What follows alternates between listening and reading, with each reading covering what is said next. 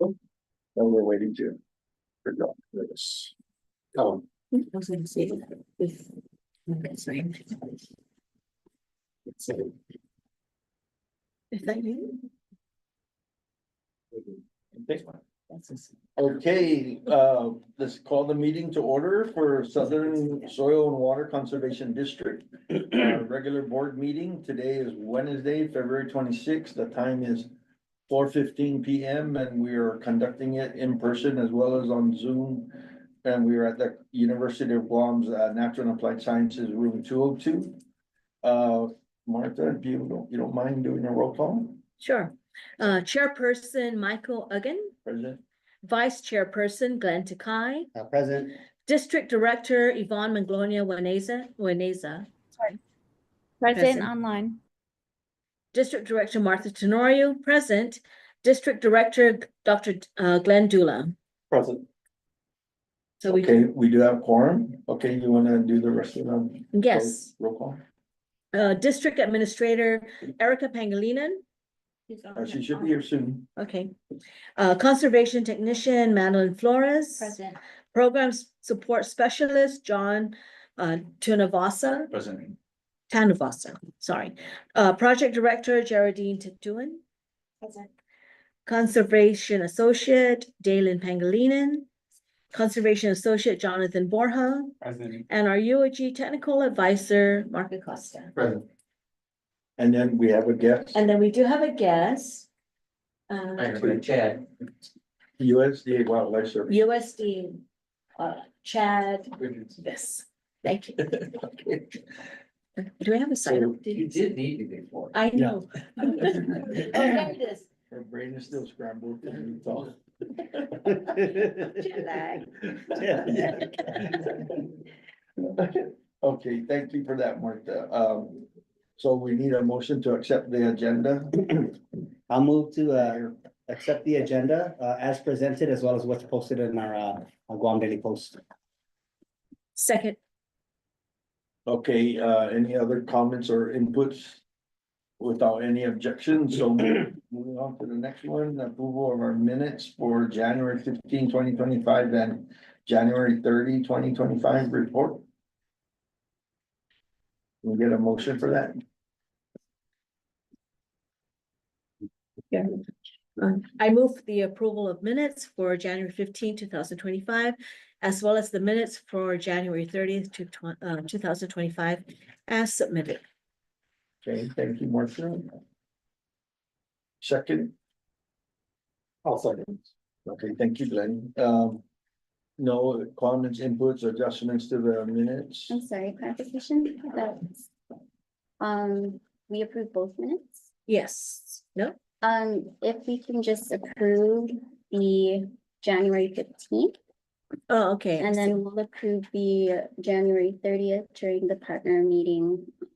So Oh, Okay, so we'll strike that? okay. we'll table the 130. It is ready though. Can I combine the two as one motion? Yes. Okay, so let me rephrase that. I move that we approve the minutes for January 15, 2025, and also table the minutes for January 30th, pending approval during the next partner meeting. Okay, thank you. Any objections to that, the motion? Okay, without any objection, so move, thank you. Moving on to treasurer's report. Alrighty, so for the account balances as of February 26, 2025, in the general fund, there is $81,845.26. The stress grant account has $1,970.49 pending closure.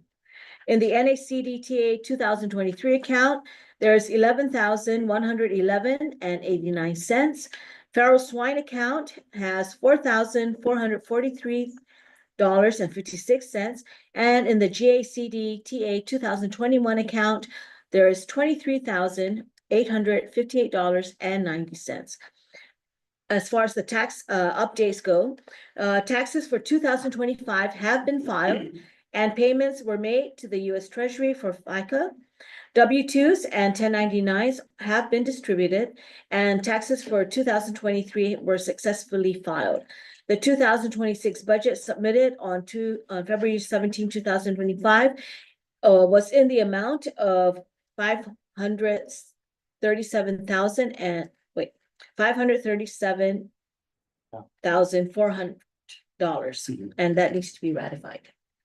Yes. And then, Mr. Chair, just for clarification, I think it's because of her fours, but just for the record, on the Charles line account was 4,400, and she said 43 by accident. It's 53, Thank you. if that matters for the, Yes. and 56 cents for record.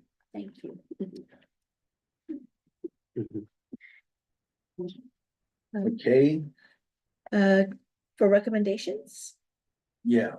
uh, You're- yeah, I'm sorry, Yeah. this, we can get a motion to ratify the budget submission amount. It was increased from what we last discussed. So if we can just ratify that amount. Sure. I'll move to ratify the 2026 budget that's submitted Mhm. on February 17, 2025, in the amount of $537,000 and $537,400. Second. Yes. Okay, any objection to that? None, so moved, thank you. Oh, And recommendation. Yes, so it is recommended that we continue to have professional services to file the FICA recording quarterly, as well as to source bookkeeping services in order to set up a financial reporting system, currently conducting requests for quotes for that. I'll make a motion to accept the treasurer's report. okay, no objection. Thank you, so moved. Okay, moving on. Number 5, USDA NRCS. Conservation. He's not here, right? Jay's not here. John, Is he online? He's not online. I did let him know, you did reminded him, I sent him the Zoom link and I texted him. Earlier, but, he didn't reply. He's. He hasn't been. 3-0. Yeah. Okay, well, I'll reach out to him and ask him. I'll talk to Jay.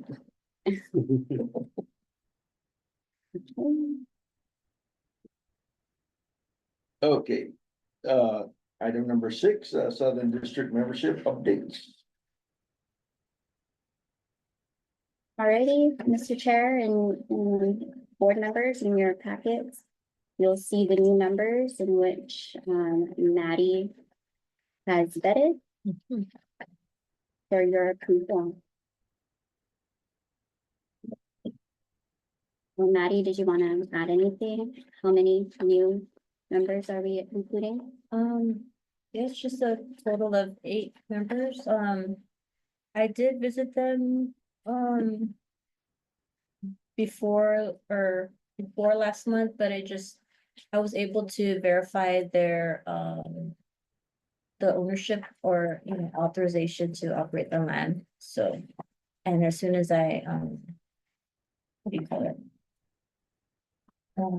Confirm that the land is under their name or able to use, then I added them on to Okay, the, so these are all private lands. so.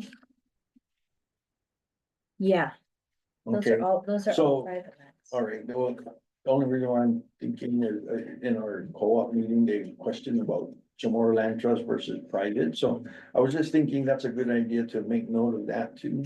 Just for our own information, also, like stats, for example, like how many of your farmers are in Chamorro Land Trust and stuff like that. So it'll be good to know, so can we include that in any further? Looks like these guys, they all look, cause they all have the deed, right, and I don't know. Oh, but Chamorro Land Trust does. Yeah, no, they do have, yeah, they do have if it's Chamorro Trust, like the person that the lessee has the deed that they've given to them. So like, for example, like in our case, in our family, we have the actual deed. they'll have the lot number So on there. they'll have the deed for Yeah, that, deed. even It's a lease agreement, I'm sorry, a lease agreement. lease sorry. agreement, yeah, okay. Yeah, it's a lease Yeah. agreement. And I think, Mr. Chair, in this column, we will indicate that it's public land and we can ensure that we Okay. notate Yeah, okay, CLTC. that'll be good. Just so we know that, Yeah.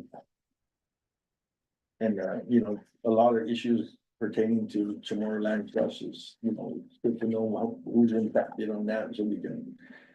And then we could also provide better guidance Yeah. moving forward for situations. Yep, yep. Exactly. Good, okay. Thank you. Anything else on that?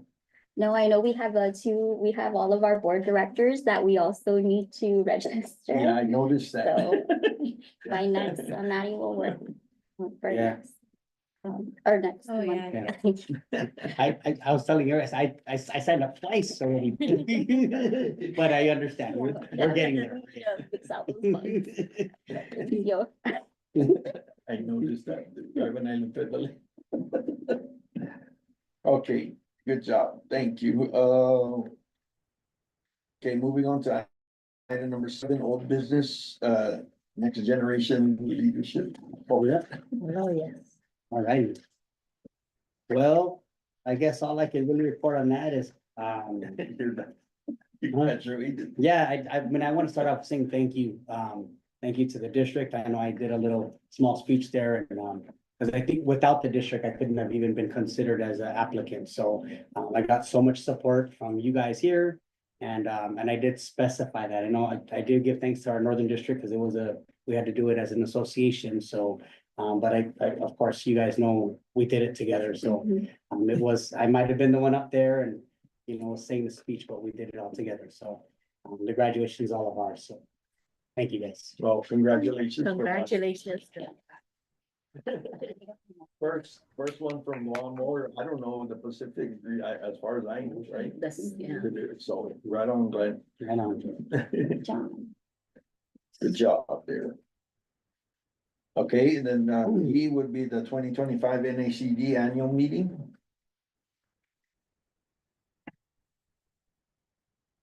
You have something? Mr. Chair, board members, you did share the trip report for everyone's review. And if there are no further comments, we can go ahead and approve. Okay. Yeah, I'm sorry, I didn't get to review this today, Yeah. it was, but definitely gonna get to that.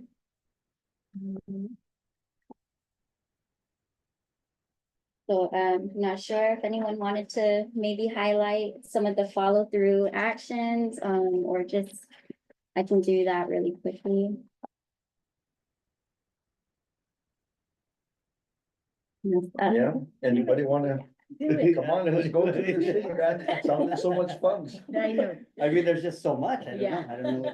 I'm waiting to see you guys started and we'll see where we go from there. So the resolutions. Yes. Yeah, okay. Well, we did have the resolutions, in the Pacific region that was presented, but it was highlighted that it was the Southern Guam that, put it forward. Highlighted that we'd have NACD staff to put the language together and, they were able to put it into 2 separate ones and both passed unanimously. Unanimously. So, yeah, much thanks to Terry Rigsby, who's our Pacific region that actually spoke on it.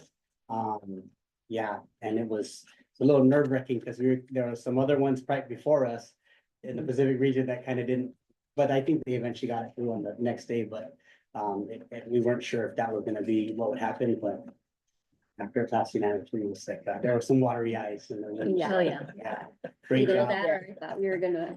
And then added to that. Yeah, We did have our breakout session, which our district administrator, Ms. Erica Pangilinan, headed, and it was absolutely successful. There were at least 70 people in that room that attended, and it was well received. And even after the presentation was done, people were still talking about how they learned so much from our tiny little island and how they really, yeah, they were able to take a lot of things away from that breakout session to hopefully go home and Yeah. apply to their Make own. use of some of that, Yes, yeah. definitely. Blow away. Yeah. Yeah. Awesome job. Yes, In the definitely. auction, we did donate jewelry piece, the honey and the quilt and the Johnny Walker limited edition with the Guam. Yeah. And that raised 10,000, wait, no, sorry, I wish, $1,080, which was a lot. We like, Yeah. yeah, it made a lot of money. And afterwards, the committee people even came up personally and thanked Southern Guam for such a generous contribution that helped generate a lot of money for their auction. We Mhm. participated in both the silent auction and the And live the- auction. yeah, yeah. Yes, And the live auction was pretty That cool was because it fun. was Jim Berlier from New Mexico yes. and Monty was from Wisconsin, and they were Yes, both, they were back both and going forth. back and forth. And it went up to Yeah. like, hit 1,000 or Yes. 1,001, and I think Jim Berlier got it at like 900 something. But I really credit that a lot to just, the people, our staff here and Yeah. our directors Yeah. who went out and told people, please support whatever we Yeah. put out and put in some money, and they did. We have a lot of friends Yeah. in any. Well, kind of I'll tell you right conference. now, Jim Berlier is one of our best friends. out there. Yes, and He won the President's Award. Yeah. That was very Yes, He did. special. yes, he did. Yeah.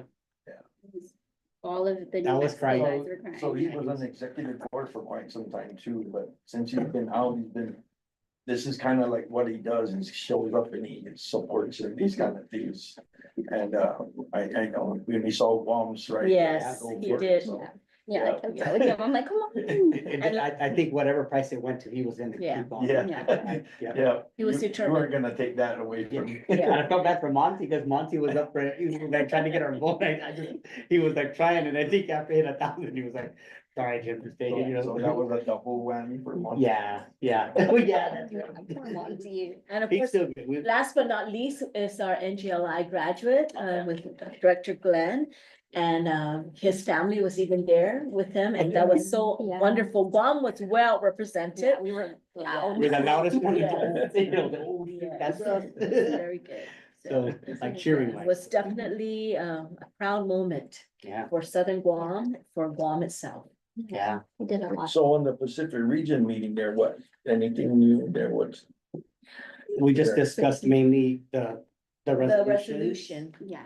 And we did have to clarify like what were the Yeah. points and things that weren't just, Joe did read it, right, for us being our rep, but then Mhm. they got into some like details that we weren't, Yeah. you know, explaining and what then, we're looking yeah, for. and then there's a lot of anxiety going on, of course, Yeah. naturally. And so that was the other half of the meeting that took place is, what are we supposed to be expecting in the upcoming Yeah, months? well, yeah.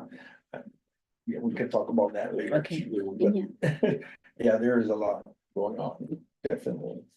Did they have an election for the region chair again? No, No, not for the we're region not, chair, yeah, there's, really, they didn't. yeah, Or did we do it? Oh, we did. We did it, yeah. Oh, we, yeah, remember we last guy, pointed, yeah. well, That's right, we always do it before the meeting, yeah, okay. Mhm. All I right, think it's still carried to one. that, amazing, great job, everybody. And just to follow up too, I think we were talking about the WhatsApp training. Oh, yeah, we brought that up. So, yeah. And that was in the Pacific region meeting as well. Mhm.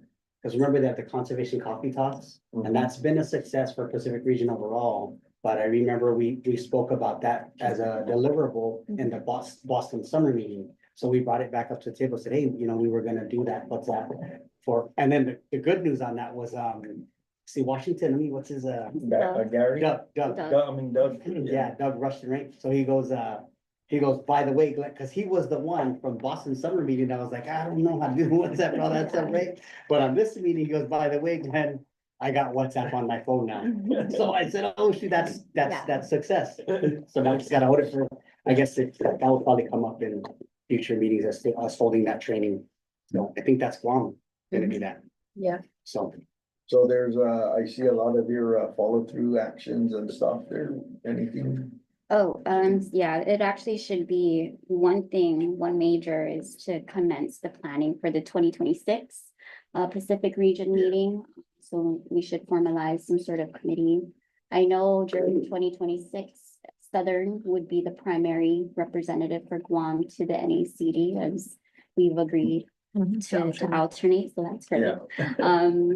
They did strongly suggest that we represent at the spring fly-in. Yes. Especially because of the new administration and the changes and whatnot.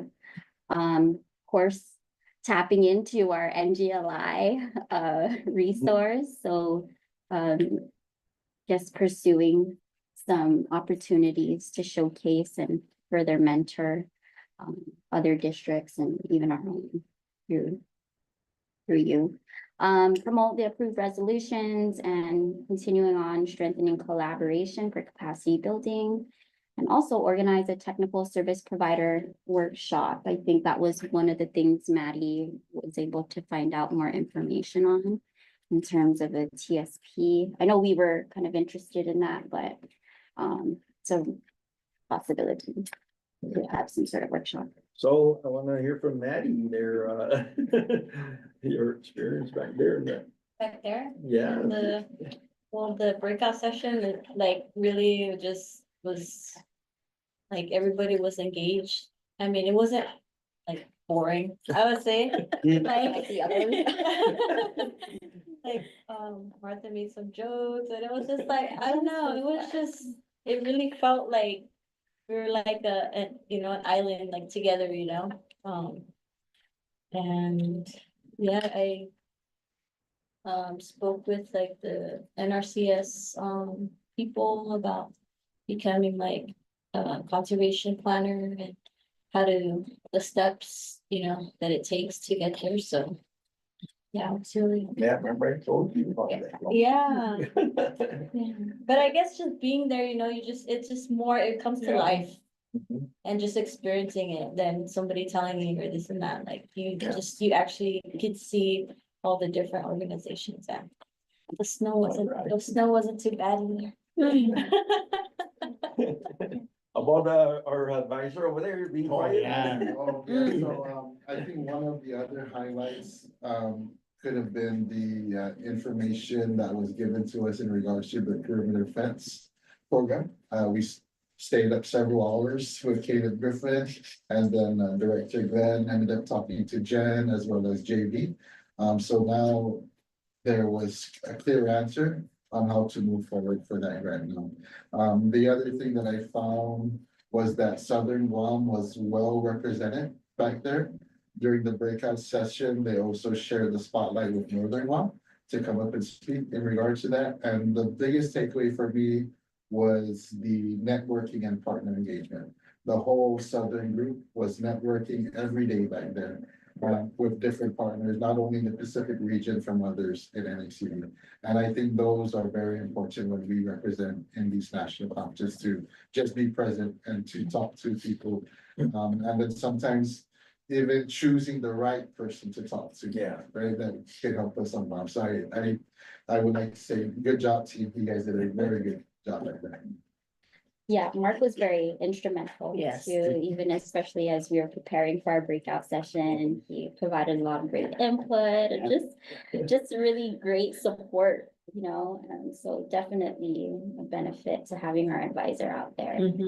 Yes, Well, I will push that. I did not expect anything less from you guys, so I'm not surprised, but I'm really happy, like really proud of your guys' accomplishment out there for sure. But you know what it is? It's all the teamwork, right? Everybody supported everybody and worked together to get everything done, make it work, so. Yeah.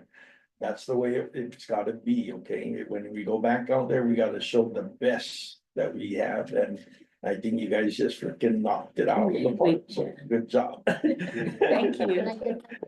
Viva. I do have to share that Director Marty did make a comment that you did so well, even though you weren't there. But that's just a testament to your leadership. Leadership, yeah, To your- exactly. You could have a good. that you can choose to not, not be present. And yet we're still gonna go ahead and do what needs to be done because of your guidance that you have provided. But Yeah. every day they're asking for you. Yeah. You were very much missed. You were still there though, as you could see with the video, that, President Crowder put out, and like, oh, there's our director, our chair.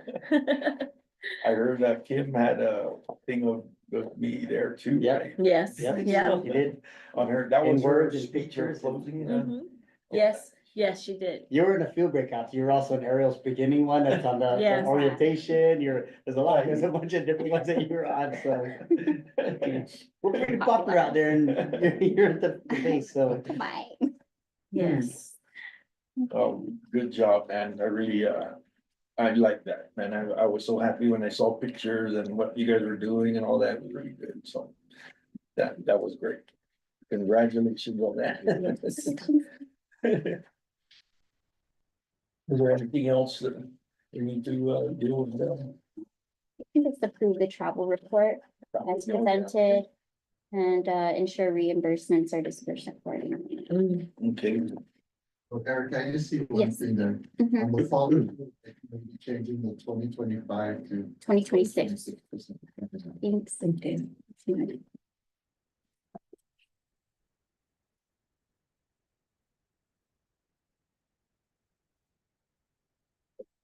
so we need to. Yeah, I'll go ahead and move right to accept this, report with the correction of changing that for the 2026 Pacific region. As presented with that correction or edit. Okay, second. I second. All right, thank you. And there's no objection, right? So moved. Yes. There you go. T. Great job there.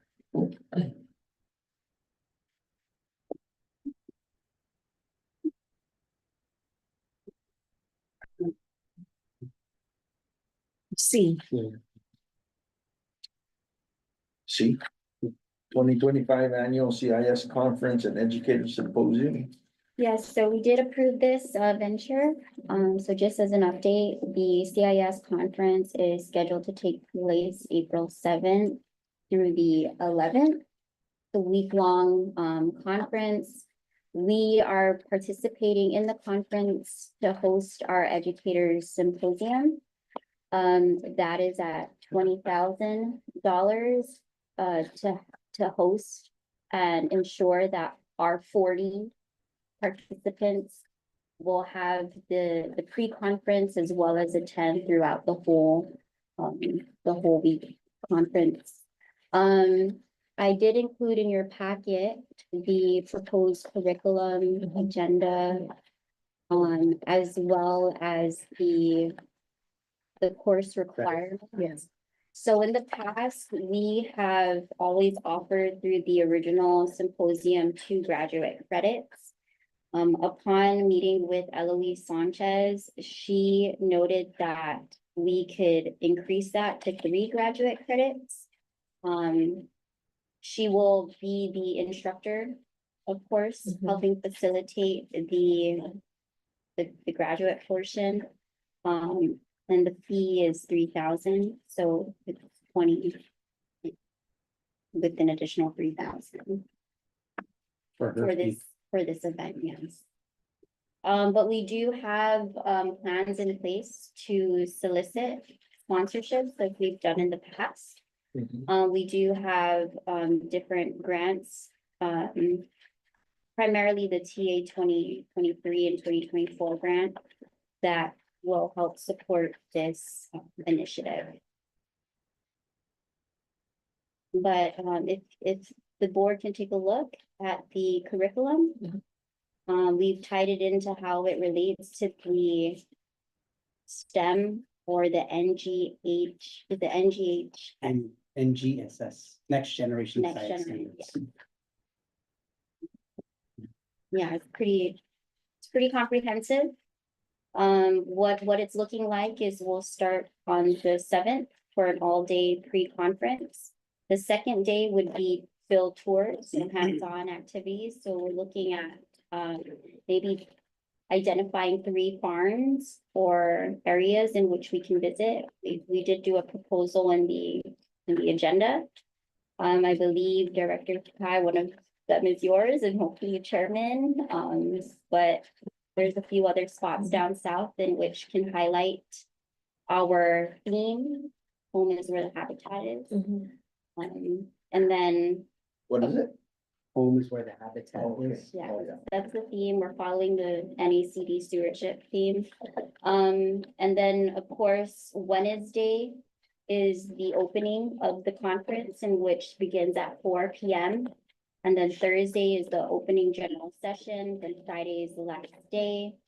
The last day will kind of have the teachers present their kind of like a Shark Tank of their unit lesson plans. And then, in order to meet the requirements for the 3 graduate credits, LOEs will meet with the teachers via virtual online, or she'll have time set up to meet with them to finalize their unit plans and their service learning projects, so that they can submit that to ensure that they meet the deliverables of our summit. So they will meet the hours just by attending. And then there's also additional. So they're allowed to attend this conference. So that's our kind of our biggest thing, is we need to first identify some potential teachers. Johnny, how many schools do we have in the South? There are 19, including charter and private schools and GDOE. In the south? So We're talking about That's everything, elementary, yeah, middle, everything, and high. yeah, Yeah. and charter and. And charter, I still yes. never thought it was. Yes. True. Does that include private schools as well? So we do Yeah, have a we did a letter. good job there. We're gonna start pop quizzing everyone. Yes. Yeah. Let's go out to number 22. But yes, Get it wrong, you do push up. Yes. we do have a game plan to connect with the superintendent, because of course the teachers will need some sort of administrative leave. They did have GDOE did have a summit, service learning summit, in which they've collected teachers who are interested in attending this summit. So we have about 17. So are you like saying maybe 2 from each school, or is that what you're Yeah. doing? Okay. 1 or good. 2 from each school. Okay. That's And our that is the goal. way we usually do it anyhow. Mhm. Once it gets to the principal throws it out to his teachers, and then when they, and then they're excused. And being And you the, got a broad, Yeah. I hope you said yes. so we have a marketing plan, a strategy in place to start recruitment, and also solicit extra support to cover supplies and whatnot. So I'll be engaging with both of you as part of the committee to start moving it along, but we have a month. Yeah. Oh, yeah, only.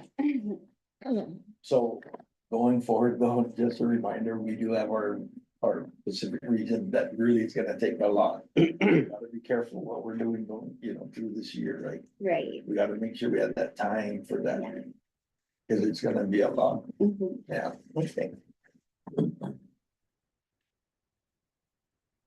Well, if this fares out well too, we can get the recipients or those that successfully completed it and see if what transpired into something on the ground that there'll be maybe something that could participate into Oh, yeah. the Pacific Yeah. region next year when it happens. Yes. So that's kind of like the Yeah. end product. That would be Full like circle. an award to the. Yeah, Whoever does the best, yeah. something Or like that. whatever. So we could put that in there. And I Yeah. think what we've discussed in the past was showcasing these unit plans and having it available on our website, so teachers can use that as a resource if they needed like some ideas. And these are just some ideas to kind of help keep it up. But yes, they will be a part of a network. We should have a teacher spotlight and all that, so more to come. But for now, we wanted to make sure that we get a proper approval to move forward with the 3 graduate credits and the curriculum and agenda. So are we gonna get a motion to approve this, 3 graduate credits? Okay.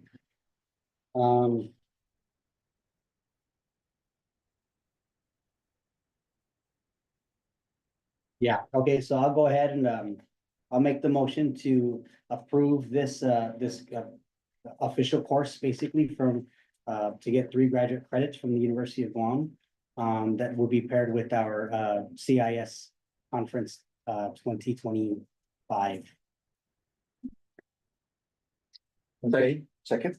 Glenn, all right, any other inputs to that? Nothing without any, objection? So moved, thank you. Thank you. Okay, moving on to GACD TA 2020. What Not really, but. Wow. But. Okay, so yeah, so we just wanna, I guess we're gonna clarify the concerns Northern District had during our meeting with them on February 3rd.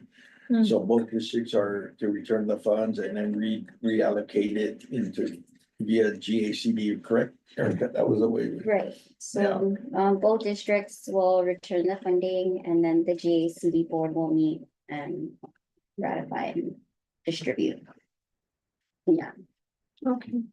so, of course, we do need to wait for the North to reimburse us and then we can move forward, kind of get this moving. Okay, so can you just let them know that? Yeah. That's what's gonna be waiting is on them Yes, to make that first. Okay, And if possible, could we make an additional phone call to Director Katrina Regis and from that committee meeting? That would be one way to have. I don't know if you want to say rectify or to whatever, that was one of the things that we had asked, what else could be done to. So when we communicate with chairs. she definitely wanted a call of some sort. Very, maybe Yeah. two, so we'll just tell Joe, call Joe, tell him. Joe. okay, there we go. Thank you. Okay, is that it for that? Yeah. Yeah,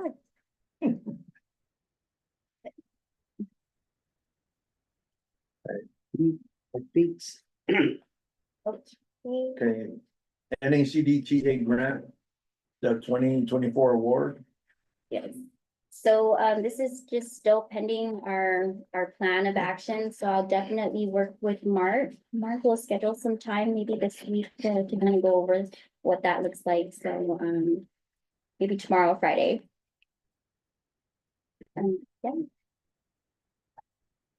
Yeah. Okay, That's it. that's it. Okay, hold on real quick.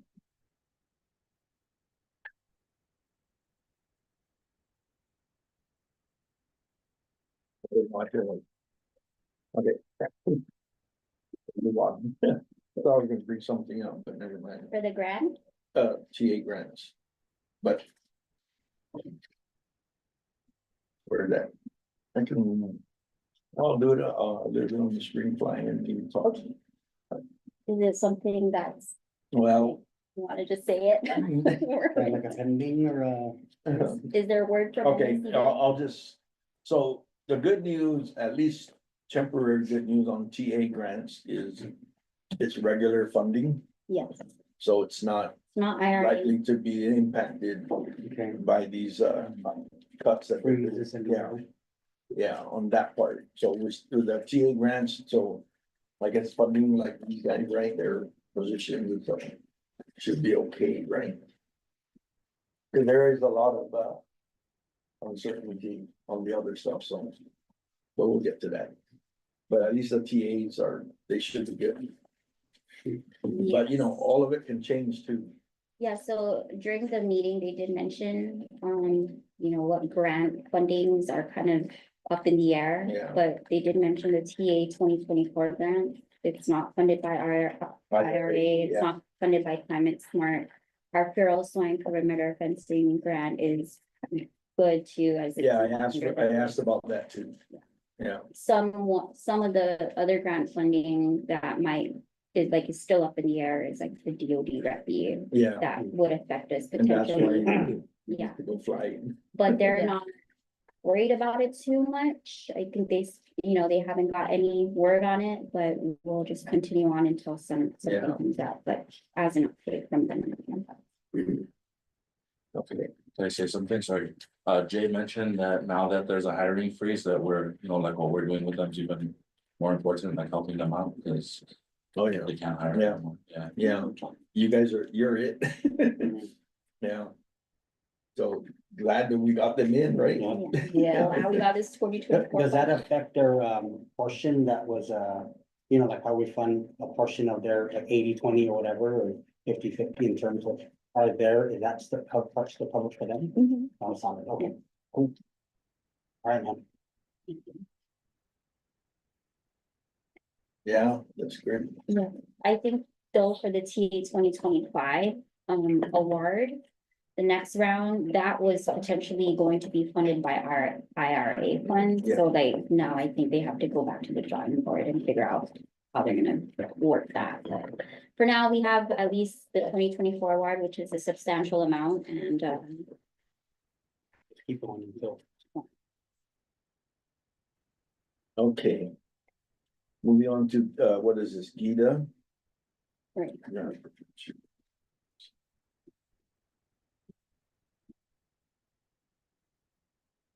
I forgot what the See attached.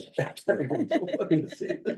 during our last meeting, we did, the board did agree that we pursue the GITA qualifying community grant, series award opportunity. We applied for the 25,000.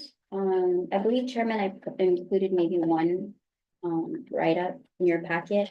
I worked with Director Yvonne on this program. Basically what we're looking at funding is just a series of how-to videos, focused on conservation best management practices. It's not in there? No. Okay. What is that one? Let's see if it's better. Let me see. It's a large file, so. I didn't see it. Maybe Chad has it over there. I'll have another.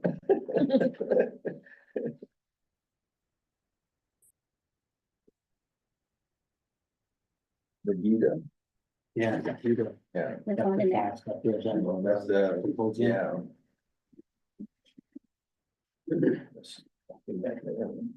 These guys just want to briefly go over it real quick. Right, We're not doing any motions on it, just reviewing it. right. So primarily, it's just to develop some how-to videos on conservation best management practices and to support this summit. So I did talk with Gita today, just on the status, and we should know within a week or so. But yeah, it's really just primarily putting out content on best management practices and supporting the summit, being that the grant looks to support activities that contribute to economic development, hence videos on conservation best management practices and demonstrations. And then the higher education, which is the summit. So hopefully we get approved for something and that would help support our summit. You don't know when they're gonna start awarding. They said within a week or so, they'll be issuing out letters determining, but right now they're still in the evaluation phase. And we are being, there was over 100 applications that were submitted. And I don't know how many they're looking at funding. They did inform me that we are being evaluated as a nonprofit organization. Mhm. Yeah, even though we're government. Yeah. So they did issue already out some funding to the mayor's offices. They're different, I guess, but yes, I was informed that we are being evaluated as NPO. So hopefully cross your fingers, it was a really great write-up. I'll share that with you. And thank you, Director Yvonne, for reviewing it and providing feedback and your blessing. Okay, welcome. Okay. Thank you. So moving on to new business. Item A, feral swine program. Yeah, You wanna, sure. So the Fair Swine Committee met on Monday and we did discuss in detail the guideline, the applicant guidelines, and also, you know, who would be playing what role in this program from start to finish. There were minor revisions made to the applicant guidelines, which I did send you guys today. And, you know, since the last committee meeting, there were many revisions that were needed, and now this is really the final. If changes are to be needed as we go through the process, of course, we will bring it back to the board and, you know, get board approval. But for today, we would like, board approval for, the applicant guidelines. As well as we do need to discuss, it was brought up at the committee meeting that we need to discuss, the board needs to decide the program target audience. Do we want to, only target crop farmers? Or do we broaden it to native forest landowners and cattle farmers as well? So hopefully you guys can make a decision on that, today, as well as, approve the application here. So it's formatted to NRCS application. It's very streamlined now. I didn't send it out, so I'll just pass it out. It is different, but it's just much simpler now. The contract is still pending, still pending. She's raising her hand. Okay. Yeah. Okay, is that right? No, wrong. That's it. I did have a question. I looked at the updated applicant form, and you had orange highlights for what you wanted to remove. Did you remove everything? Is everyone looking at the final form with all the orange highlights removed? Sorry, That is one my is internet press okay? release. That's for the press release, I believe, Yvonne. Oh, I So- see. Okay. Yes. All right. But I think I'll discuss that in my next point, when I talk about the outreach objectives.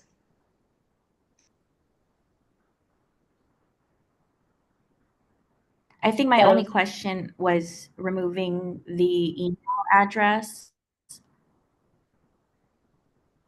Okay, Was there, what was highlighted in orange was the removal of the Southern Soil email address from the copy, from the, I guess, the press release really quickly. Only because we want to maintain paper trails whenever there's an inquiry, we can easily track that. So it was just a phone number question. okay. I think with that, I was wondering if we can add more alternative emails, but we'll keep it to that email. Yeah, we'll just keep it to that email. So. Okay. So, I won't remove it.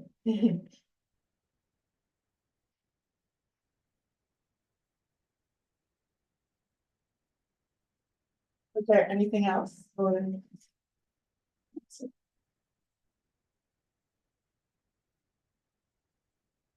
ahead, Jim. Okay, so, yeah, the thing that the board needs to discuss, as we mentioned in the committee meeting, is the target audience. So you guys can. Yeah. Make that decision. Sure, perfect. Sure. So in the committee meeting, we basically, the discussion, it's gonna need board approval, at least here in terms of voting on what we're gonna decide to fund. Well, I know that the way the eligibility requirements were presented in the meeting, in our committee meeting, was for farmers, producers, and landowners. So of course, that terminology was something we needed to take a look at, because the landowner could technically be somebody that has a lease within the southern area of Guam. And we had to kind of discuss back in the initial meetings that when we first started, I think the idea that we had when it came to these perimeter fencing, primarily established by NACD to be, I think it was in Lake Tahoe, right, when we got that announcement and we applied. I believe the initial intention was to protect those farmers that are doing produce. Not necessarily for cattle and not necessarily for native forests, although those were things that would be great to protect. But I know that when we first kind of was brainstorming this idea was primarily to protect the farmers that were basically producing produce to protect their farmlands from feral swine. And so I think when doing all of this stuff and then hiring Jara and then Jara putting all this stuff together is kind of, just stuff that we missed, but we want to make sure that we streamline to exactly what we're trying to do here so that we don't run into a bunch of stuff later on. And so I think when we decided to do this, I don't think we made a formal motion and therefore what's the eligibility requirements for the audience. And so those topics came up in the committee meeting. And one of our committee members that's not here is Joe Takero. One of the things that he brought up as a highlight is that one, he recalled being that the initial purpose was for the farmers that are produce to protect theirs, but also that NRCS are still able to fund through EQIP native forest and or the persons that are doing cattle, but not doing cattle, but transforming from their farmlands over to cattle. Then they can qualify for funding to get a perimeter fence. But those are the only reasons why they would be able to receive that funding.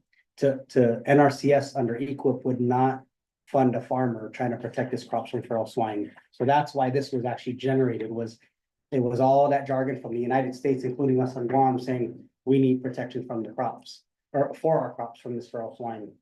So that's just what we recalled it initially.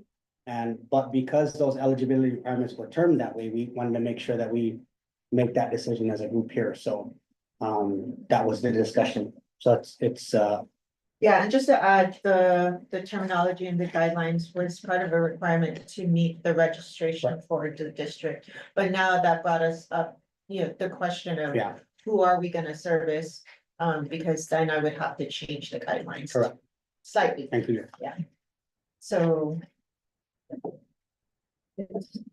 So we're good. Going to decide. And I agree with what Glenn said. My thought was always about protecting the farmland from feral swine. That's always been my bottom line thing about that, so. Anyways. Do we have to vote on this thing? Yeah, I think that motion and then we'll discuss, because I'm gonna vote against it. Yeah. Okay, so make a motion then.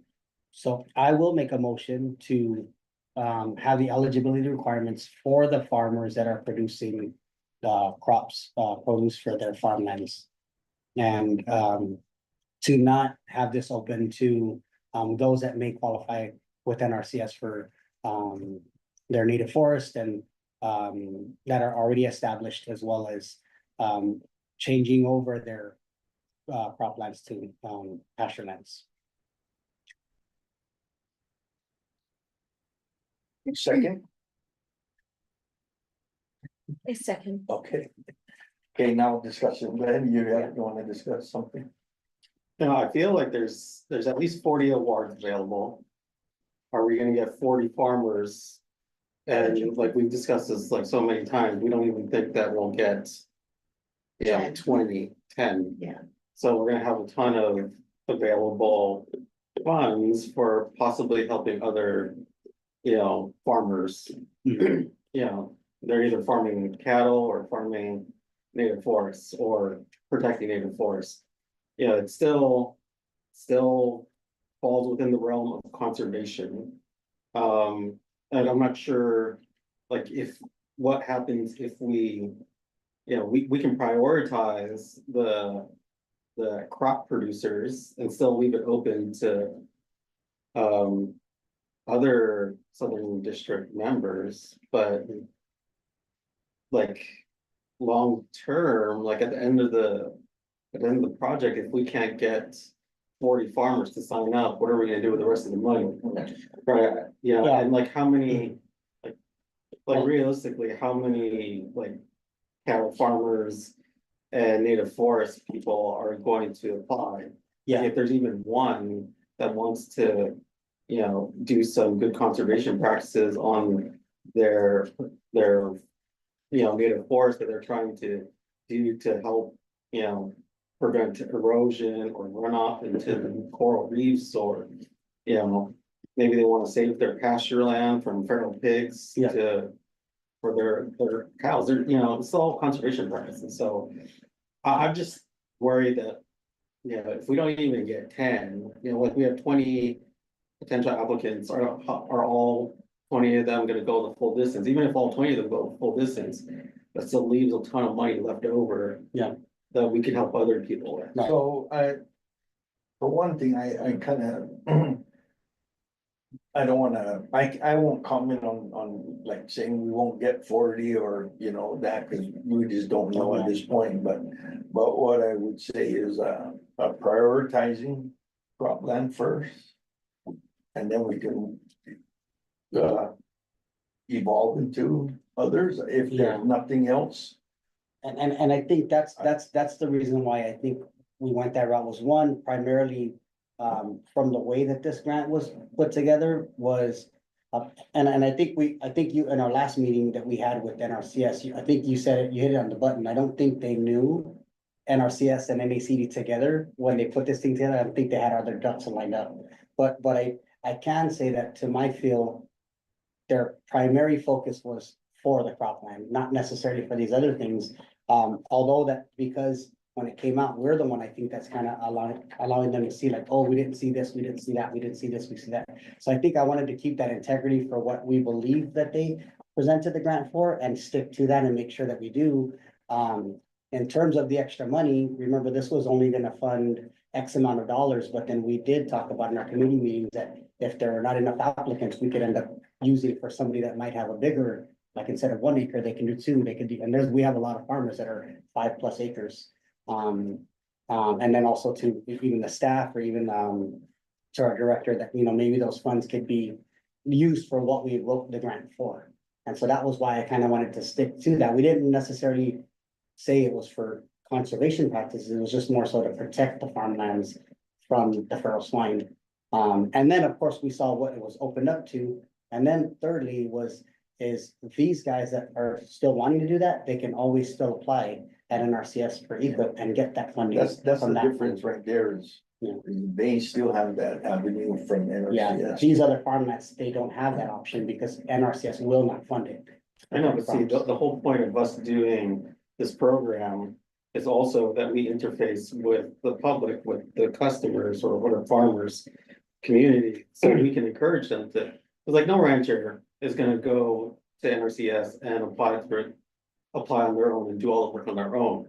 The huge advantage of us doing this program is we have staff walking them through the program.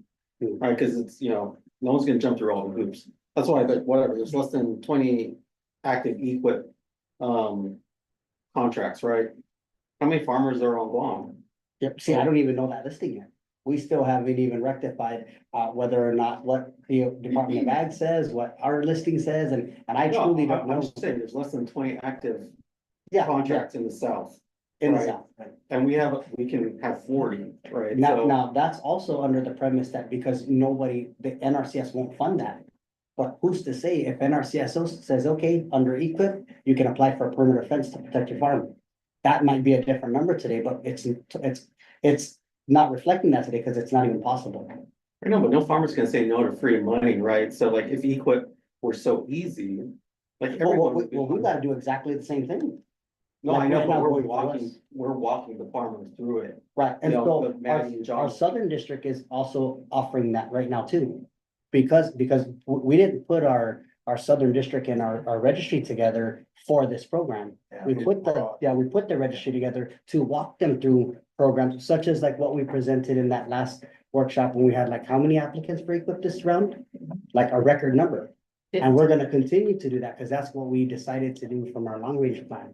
I know, Was but not for the grant, I'm but just saying for. we're dedicating a lot of resources to this, so it's a Sure, lot sure. easier, like, if John, if there are other people that wanna do EQIP for other things, like, we can't, spread these guys so thin, we're gonna tell them only work on the feral swine fencing, perimeter fencing thing, right? Anyway, Yeah, I mean, I hear you, and I trust me, Glenn, or Dr. Dula, if we had all the money in the world.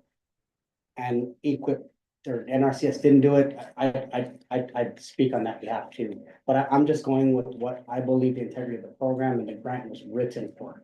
And when we wrote the grant with in mind was to protect the farmer's cropland. So I'd like to keep that I don't integrity. know, I think we need to reread what I wrote, because I didn't write only. Protecting production.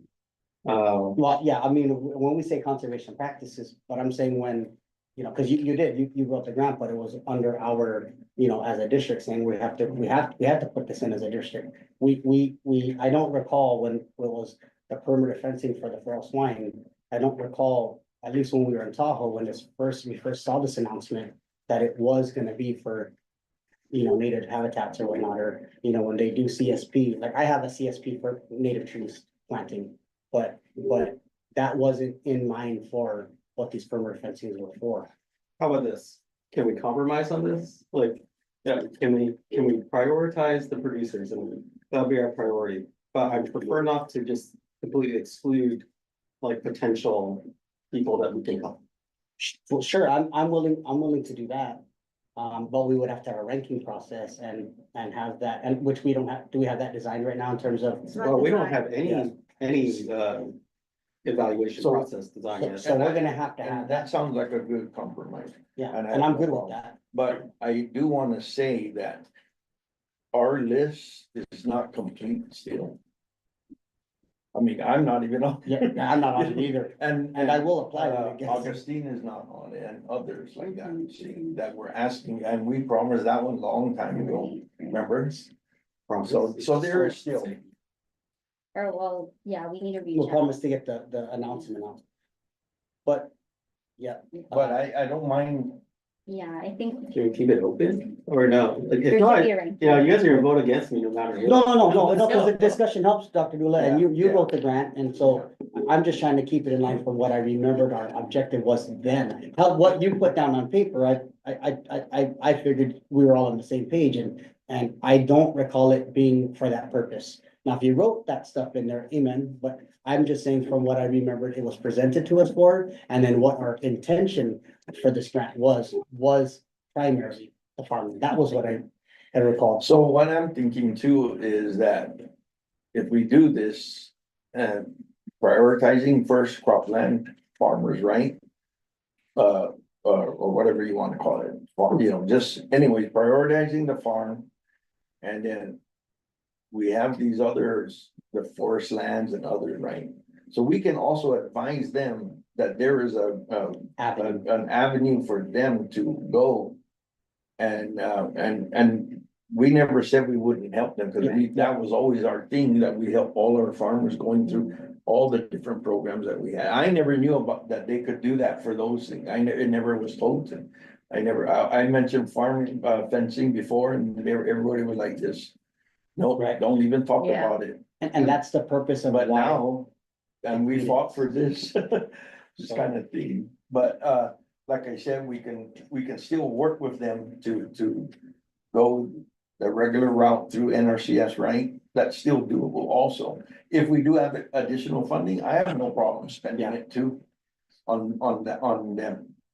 If we exhausted and nobody else is stepping up to the plate, I have no problem spending money on any of those guys. But then now that also does change, and I'm saying I'm willing to, you know, at least as a group to hear that compromise, but it also does change some of your suggestions as to prior, before knowing about the native forest and all of that stuff was if there was a farmer that qualified for this much, but then there was X amount of funding in excess, then now we could fund doing more of that farmer's land because he or she has a lot more farm. Cause let's face it, like Brian Leon Guerrero, that guy has like 5+ acres every time he plants, but he's only gonna qualify for 800 by 800, you know what I mean? Or, yeah, same with, you know, him, same. Gavertan, you know, their family, there's quite, the Flores is all down south. I'm telling you, these guys are minimum 5 acres. So I'm just saying that like, that was one of the, which I thought was brilliant on your end, saying, well, if we have excess funding, then we would expand it to those guys. I don't know what I don't know what it's gonna look like, honestly, Dr. Bill. I don't know how many farmers are gonna sign up. I don't know how much money, but, You want someone raising your hand also? okay. So that was why I had that Okay, go ahead, Yvonne. Hi. Okay, so I guess my question is, do we have a rollout for like a round one rollout to prioritize exactly what you said for crops? And then a round two, kind of like how the micro grants had it in like different phases. I'm not sure if I saw what the plan looked like so that we can at least round one would be the priority crops, round two would be whatever we have left, and then continuing on, just so we can have it kind of manageable in the beginning, in phases or rounds, whatever you want to call it. Do we have something like that in place? Yeah, Yes. Chair does. Yeah, so this applicant guidelines is basically for round one, but we are not really telling everyone it's round one. But it was designed to open up a round two. If everything goes well, because dealing with all of the red tape, we don't know what's going to happen, and with the shipping, the timing of the shipping, so we really don't know what's gonna happen with that, so we allowed it a year, we allowed the farmers 1 year. Yeah, so then we can come together at some point, however many months down the road, we can always come back and decide, okay, the program's going well. Let's, start round two and start preparing for that round two. Even if we do like round two for refunding people that were already awarded, we still have to set limits. Like you say, like these people all have 5 acres. Well, no, I was saying that was one of the thoughts you had. and No, so I that would remember. now then kind of be out the window if we're gonna say the ranking goes, these guys first, we got funded, now it goes to these. So I'm saying it kind of conflicts between what your initial. No, we can still do that, like, we can re-award those people and hit like the second priority as well, because even the people that you're awarding. Again, like if they have 5 acres, you give them 1 acre first. You can't give them the entire 5 acres in the second award, so if someone has 3 acres or 10 acres. Like, how are you gonna distinguish? Sure. So I'm saying that's what this whole eligibility problem is gonna come down to, like how we have to figure that stuff out. Now, if we're gonna do that, we're gonna have to have this ranking in place and all that stuff, so we don't have Hold that. on, let Erica. Well, maybe just kind of looking at how NRCS does their funding pools in general, maybe we just designate like maybe a certain funding pool for just forest and like the rest all crop. Like out of the 40, maybe 4 forest land.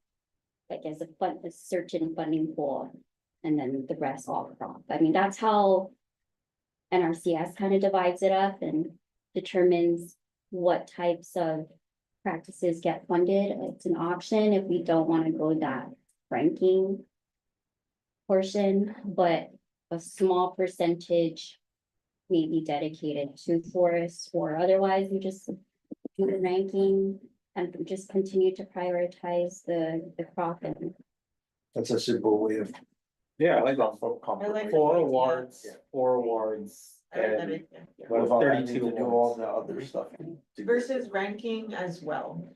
I think there is gonna be naturally an internal process of like selecting, you guys will need to be the ones writing, approving the letters of who's gonna be selected. Anyway, and in that process, it's an internal decision. But if we set numbers, that's easier. Unless you create a ranking process.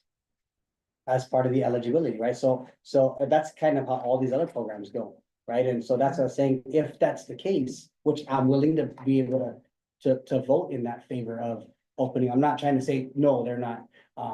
I just thought that was the intention of the grant. That was really what this program was created for. But Was there opening it up. concern for like, ranking though? Oh, we No, have no, to, what- we have to set a ranking. process. Yeah, that's gonna be almost Okay. automatic. I'm saying if we're gonna go this route with being able to open up to that and prioritize the farmland, what I'm saying then is.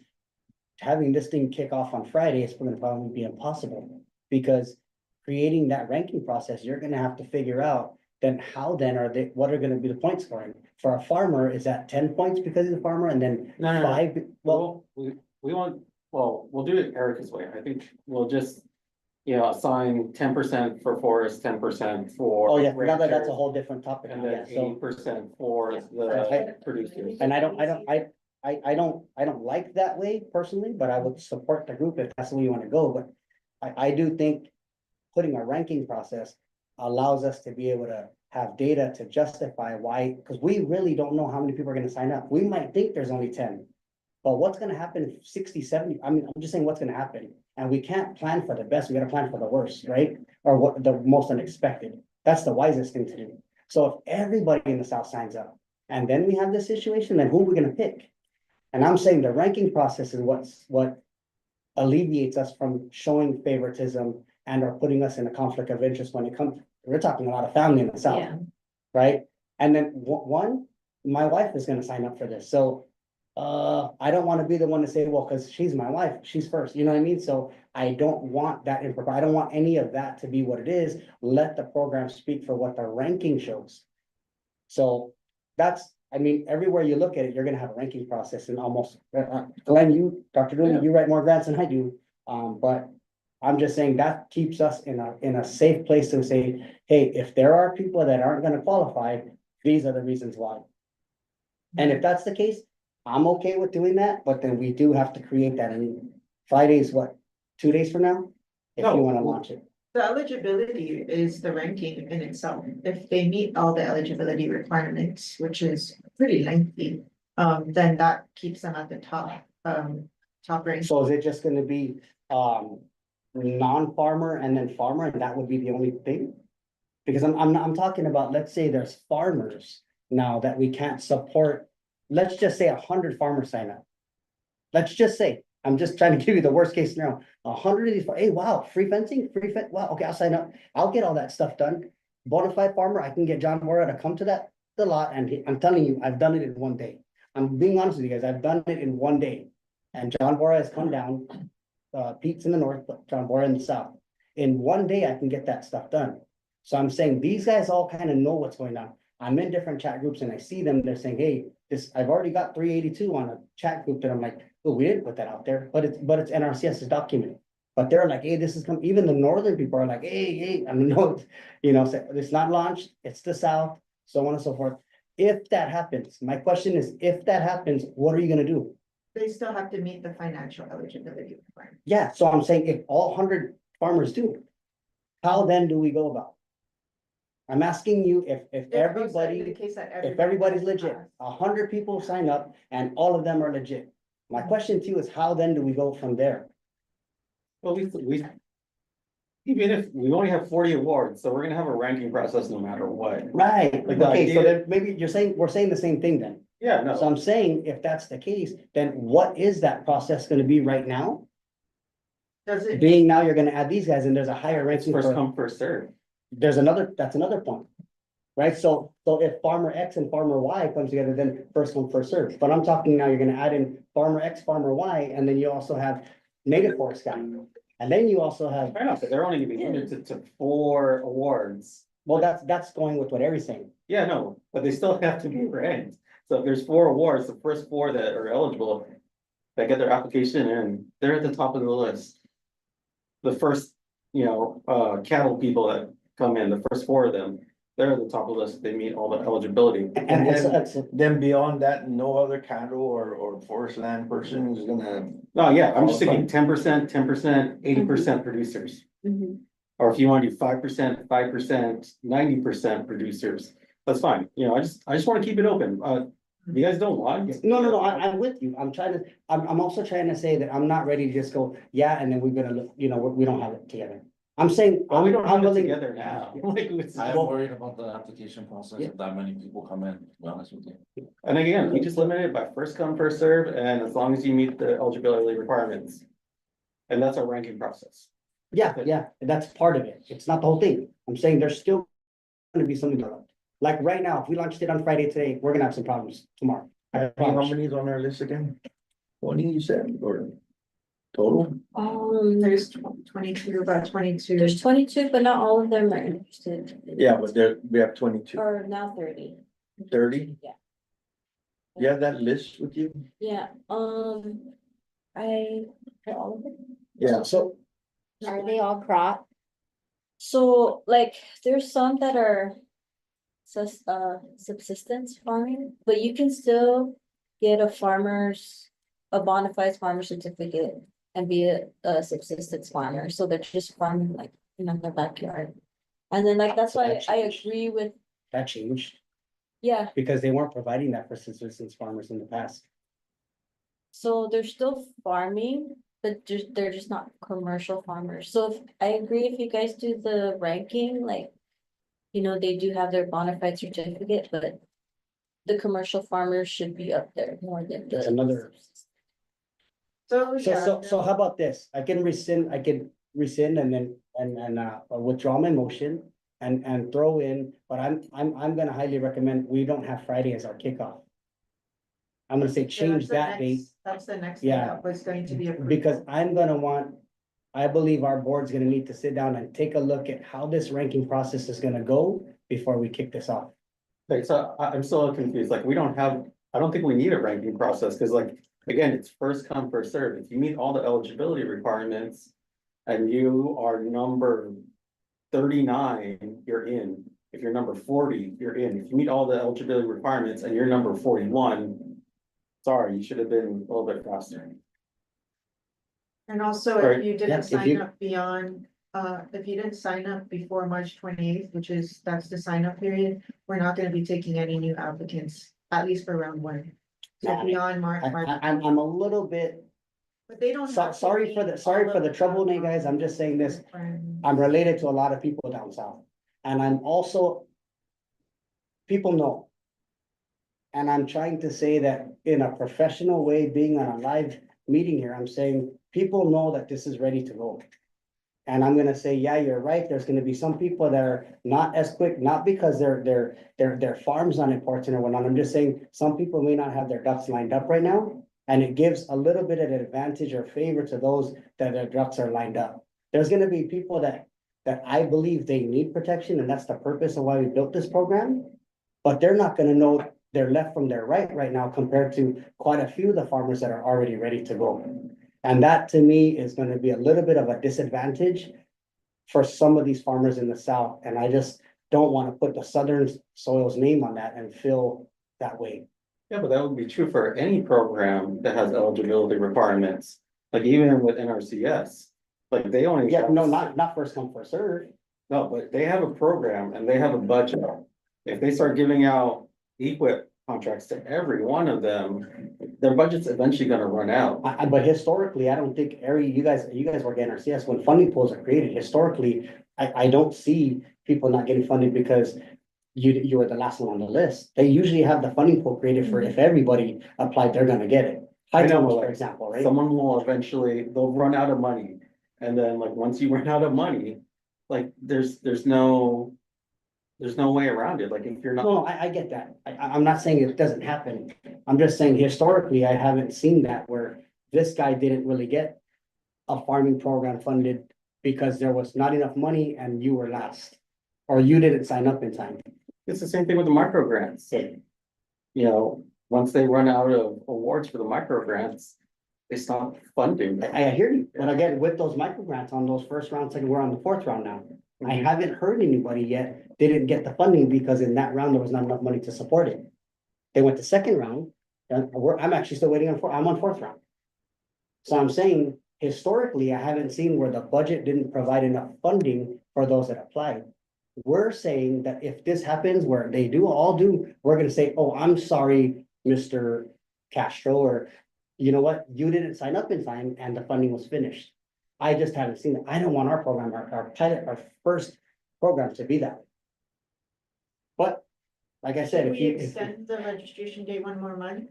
no, I wouldn't go another month. I'm just saying, I think that. No, if you- sorry, it's open for 1 month. Should we open it up for 2 months? Should we give them more? Well, time if we're to sign operating up? on that premise, the length doesn't matter. Right, No. because if we give them 5 months, it doesn't matter. If the So- first 20 sign up, they're done. It doesn't matter if they're 6 more Yeah, months. to but when sign you up. sign up, are you right there on the spot demanding all the documents, all the thing, or you sign up and then he? Well, that's, Time no, to work. but that's what he's saying the ranking is when he's complete, set. farmer number one's done.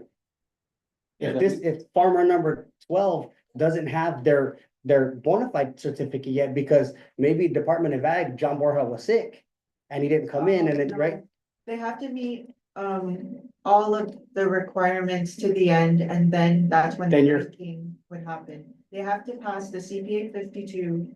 They have to be financially eligible, not just the basic eligibility. They have So we're to talking go about through- contract, when we They get have start to giving sign the contracts. contract. It's a lengthy eligibility Yeah, I'm- process. I'm sorry, I'm misunderstanding now what you're saying now. I thought you were saying that if they sign up and they have all of their eligibility documents in line, then they qualify. Yeah, they qualify and then they start the contract and then they're award number one. They're only awarded the contract if you guys agree to it. So the ranking starts after they meet all of the eligibility. Yes, so I'm not understanding it wrong. I'm really, so like, this is my understanding, right?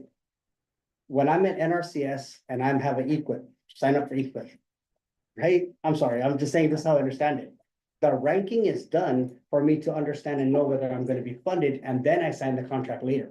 But the ranking process has been before, so that I can be awarded that. You're saying right now that the contract now is gonna be, you're legit farmer number one? Yeah. Yeah, that's when, Okay, that's so- when so- you're awarded, then that's the first farmer who gets that. So then I'm misunderstanding what you guys mean by ranking then. I'm not understanding the ranking. Like, we don't really, ranking as in like, this is the order of that we will give you your money. Yeah, no, that's not what I'm saying. I'm saying the ranking process is gonna determine whether you rank high enough and you're a high priority for your resource concern. So you're a higher priority, we're gonna fund you. Yeah. Farmer X, your ranking is down here, bro. Your resource, I know you want funding, No, but your ranking is so low that you're not gonna be funded this round. no, farmer is just farmer. If you. Okay, have so a this, so farm- that, we are misunderstanding. So I'm, Yeah. we're talking about two separate. No, I'm things. not gonna say anyone's more important than anyone Oh, else. that's what I'm talking about then. That's what I'm No, talking about. no, we're not just saying like subsistence farmer versus commercial farmer. Got it. See, then we're talking about something totally different. So when I'm saying ranking, I'm talking about that. Yeah. Okay, I'm just talking Yeah. about order of awards. Got it, yo. So that's not what I'm talking about. Okay. Okay, My gosh. got it. Are we Okay. good? Okay. Sorry. So are Okay. we including Boris? So the reason why Nate got Perdula, I was saying that was because my mindset was that if we're going to fund these from our committee meeting, from even in our committee, was we were trying to say that if we're gonna just open it up, then my understanding was in terms of ranking, in terms of importance. Farmer protecting your cropland, you rank higher. You get more specialty points. You're more important, you're meaning your cropland is more important. Native forest guy, we know you're doing a great job, CSP, good job, great. You could also More file there, important but your relative to the ranking, program. your Not ranking just score is the- down here. Yeah. And so because your ranking score is down here, now what happens is, okay, this guy's in, all these guys that ranked up here in until the funding is what we think is enough. And then if there's room, you guys that ranked down here, we can put you in. That's what I was gonna gonna go go. with Erica's suggestion. Got it, okay, all Yeah, right. so with Erica's suggestion of just pre-selecting a number set aside per category of farmers, then it really eliminates all of that, because it's gonna be kind of hard to rank, because all of the eligibility, each farmer will have a different timeline of meeting the eligibility. Correct. Some will be fast, some will be slow, but they'll Correct. still meet it. And the faster ones aren't ranked higher than the. Correct, slower correct. So that was the They just get the misunderstanding. money. They just get the money first, I guess. And that, guys, remember, I am on a lot of grants. And I receive funding, so I understand a lot of how these things work. So Yeah. that's why I was explaining the So way. that's why her suggestion makes more sense in our scenario, just based on. Okay, so do you have that the number time right frame. now? So you guys can suggest a number. Because we're gonna have to make Then this we can motion agree based to on that. that number. I'm going 10%. 10-10-80 So you're going percent, you're going percent. 10, of 10, the 10%. awards or the available funds. All I'm gonna say is that once you announce this, you put it out there, there's gonna be a lot of people inquiring about it. And so, we gotta be ready for that. Yeah, I mean, I'll just say, these are our guidelines and we can be fluid with them. We can change them later if we need to. We can just like leave it open and we're not gonna tell everyone like, hey, we only have 32 awards. We only have 4 awards for this, 4 awards for this. We can keep that internal. right? We just say, we are servicing this, this, and this. Bring in your applications, I would see Right, if you and- qualify. and then we can just see where it goes from there. Okay, do you guys, does anybody have a suggestion, at least in the directors, a suggestion as to that number? I think Dr. Doolittle says 10, 10, 80, 80 being the cropland, 10 being native forest, 10 being. Well, cattle, we're saying just cattle only, we say, Or livestock. livestock, yeah. So livestock, and we're not saying changing, not the NR. Again, you forgive me because I'm familiar with the NRCS stuff, right? We're not talking about those changing over from a cropland to a pasture. We're just saying straight up, if you have livestock and you wanna, Keep out pigs, yeah, keep out pigs, okay. That's what we're saying. Does livestock include chickens, like the Yes. poultry? Yep, it does, So that, I mean, it does. I'm okay with withdrawing my motion and being able to formulate a new motion, Mr. Chair. Provided opening it up, but I don't have enough discussion as to what the number would be right now. And right now, my motion is that it's only for the crop. Sorry. well, so we don't have to, I mean, since we're mirroring a lot of NRCS stuff, have we ever looked at their ranking process? Cause I know you said like everybody's related and stuff, but if we looked at theirs and it fits what we're doing and we follow that, they can't really, you know what I mean? So that would, technical. yeah, you could, Oh, it's hard? yeah, Okay. you could probably get more from Ari, being she worked there. If Joe Takara was definitely here, I'm sure, and if Jade Ornilla was on, he could give us a lot more of that, but Okay. no, I don't have the actual numbers of how they do that, but it is pretty. It's based like on the priority that's set like by the local working group, for example. So like if they have a soil quality limitation, like that's how they that kind of ranks, go. yeah. Like whereas us, are we looking at soil? I mean, we should, I mean, it's kind of part of it, but we're not. And so I was using ours as a farm cropland being like the top priority resource concern. Meaning if you're doing a farm, then you're gonna rank up there. That was how I was envisioning. So yeah, I have a worksheet from our farm that shows all of our points, that how they come to the swap of thing. Yeah. But how that stuff gets ranked in the end, that goes through, I don't know if that's Jocelyn Bamba or, you know, if it's Jay that does all of that stuff I'm not sure. Ari would know more of that. Yeah. We're definitely not gonna do that, and I don't think I It's a could lot. subject It's Jared our to go back. rankings to.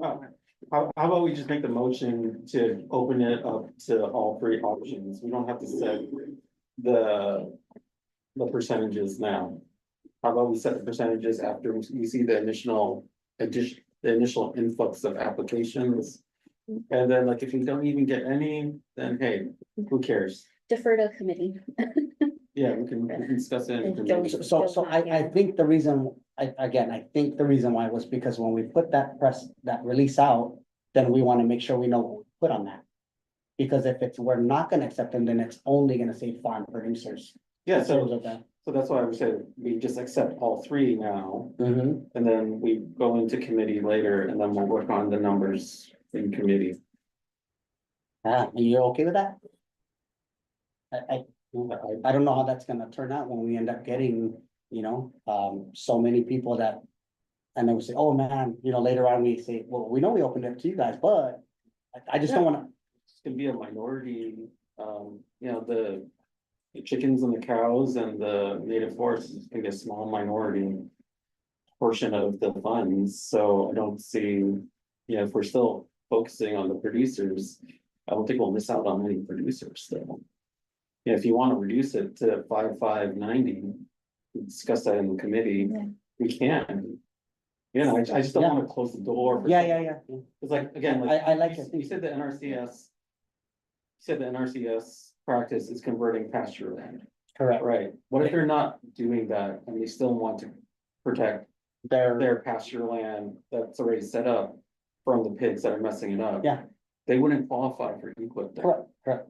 Alright, so that's one person that we're missing that we could have helped. And that's why I said that earlier, was to highlight that. To me, Yeah. I'm open to what you're saying. I'm showing that I'm fully understanding. It just, this one, yeah, I don't know, sorry, I'm not trying to be combative, I'm just. Yeah, me too. I'm just like, man, I'm sorry if So I. we do gotta move on, so we gotta make So- some kind of determination right now. Yeah. I'll go ahead then. I think I have to officially with Mr. Chair withdraw my motion or change my motion. Or do I have to withdraw and then make a separate motion? I'm not too sure about the rules Could there. do either one. Yeah, Okay. you can withdraw your motion and then. Okay, I'll go ahead and withdraw my emotion. That too, because I'm a pretty passionate guy. So I'll withdraw my motion, to just have it restricted, the eligibility requirements for only farm, producers. And would like to change and or make the motion to, have the eligibility requirements opened up to, those that are, more than just farm producers. Those that have native land that they're trying to protect, as well as those that have livestock that they're trying to protect, but provided the majority of what we're gonna discuss later is gonna, we're gonna prioritize the farm produce and farm producers. Second. So this was. Any discussion? Okay, so we already did our discussion. Okay. So. No objection, right? Or are we good? They're good. Without objection, so moved. Wow. Okay, no See? changes. Good discussion. No changes to the guidelines. Jared's over there like, okay, what am I gonna do? Going back to this, but what was I would like to see if you guys wanted to approve the dates. I know there was some small concern about launching and rolling out on Friday. Well, no, that was prior to, if that was just mine, then that, the only reason why was because of the way we're gonna have to select that. Okay. If we're sticking to the way it is and you were saying we'll find these number in this next day or so, And then we'll I'm Stick to it. Okay, sorry, guys, so the press release language, that needs to be, if there are no concerns other than if, Director Yvonne, and if I don't get any changes before tomorrow morning, we'll just go ahead and make the deletions other than the contact information, and then send it out. Cause it's, National Invasive Species Week, and we wanna do it this week, for the press release. And I know we had some revisions to the poster flyer suggestions, if there are any other suggestions, especially to the flyer, because that's specifically for this program. And we're going to drop them off to the mayor's offices on Friday. Maddie will do that start, but I'm sure she won't hit up all the mayor's offices. But we'll continue on Monday if we need to. So if I don't hear from you, then we'll just go ahead and finalize the poster. But we'll have more time to finalize the brochure. Last thing is that we are undergoing capacity training with NRCS, AAA certification. Training, starts, March 3, and it goes on to the 7th. Cultural resources training will be, on the week of March 15th to 21st. And we have the people from the regional NRCS folks coming to Guam to be conducting this training. And we are hoping to still schedule CPA 52 training with Jay on the week of March 24th. So that's the for our team is building. And that's it for me. That's it. We don't need to vote on any of that. No, Okay. just if any comments, please, tomorrow morning. Okay. So we'll move on, but guys, we really need to move on. We gotta step it up here Okay. because there looks like a lot of things going on. So where we at? 2025 action planning session results. All right, so the team, Jay, Johnny, and Jer, and also Director Vaughn, they were able to compile the result from the action planning session. We like to distribute this out soon, like by next week or by this week. So we'll share it with the board for concurrence, just because of time. We don't want to get too much into it, but it looks really good. Yeah, so I don't know, Director Vaughn, did you have any comments to that? No, not really. I think you sent out did you already send that email out?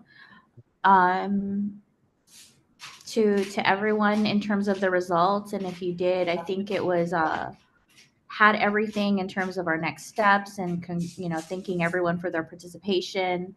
I would love to see that, somewhere maybe online, maybe not all the information necessarily, but just in terms of the great work that, the team is doing and what opportunities are out there, especially in terms of resources. But no, if you have a chance to look at it, it really is a great opportunity for projects that we have coming up. So thank Yes, and you. I think with that, we'll work together to integrate it into our long range plan for the southern side and then also share that out as we've discussed. Okay. Okay. Okay, moving on to Stewardship Week, the local working. Okay, really quickly on that, Stewardship Week is coming up and the North they sent us an email requesting collaboration. Apparently, they already set a date for the proclamation signing, so that's April 4th at the governor's office at 9:30 a.m. Yeah, they said it already and they announced it to everybody. So that's when it's happening.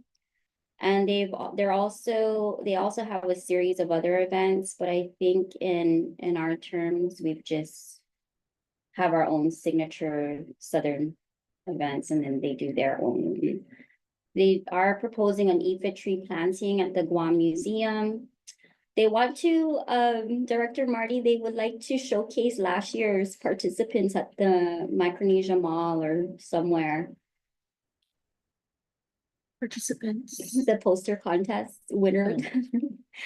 So I think we're good on that. We like to focus on launching the new poster contest.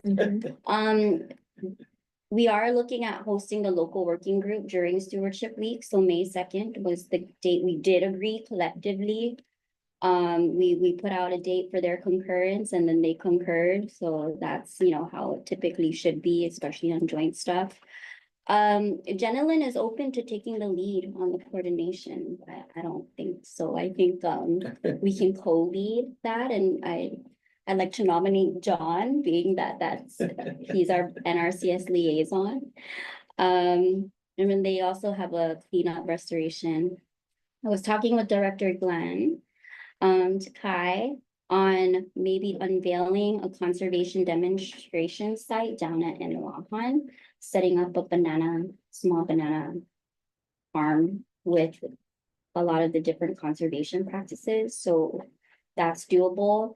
We have Mark with the RIA grant or somewhere, and then we can also help pitch in using our grant funding for the supplies. But I think we'll have a fence, a banana plantation type setup with some dunny, and that would be our conservation demonstration site. I think would be great to highlight during Stewardship Week. That approved fence. Yes, it will be woven wire, the barbed wire. I don't know, I but was gonna say bamboo.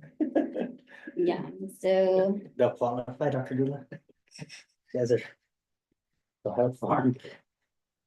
and then there are other stewardship activities that I do have in mind, but I'll go ahead and share that.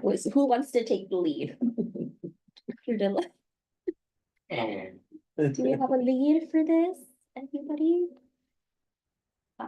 I know I'm working with Director Glenn. Not the administration. Oh, the others. For which one? For the The stewardship. Inalahan. You were our poster child for that one we did last time. I think you were in the newspaper when we had this Stewardship Week down in Inalahan with Auntie Angie. Yeah. I don't know. Let me figure out if I'll be online Okay. and let you know. So that's for May the 2nd, right? Yeah. I'll give it to, I'll think about it. Alrighty, thank you. I'll follow up with you.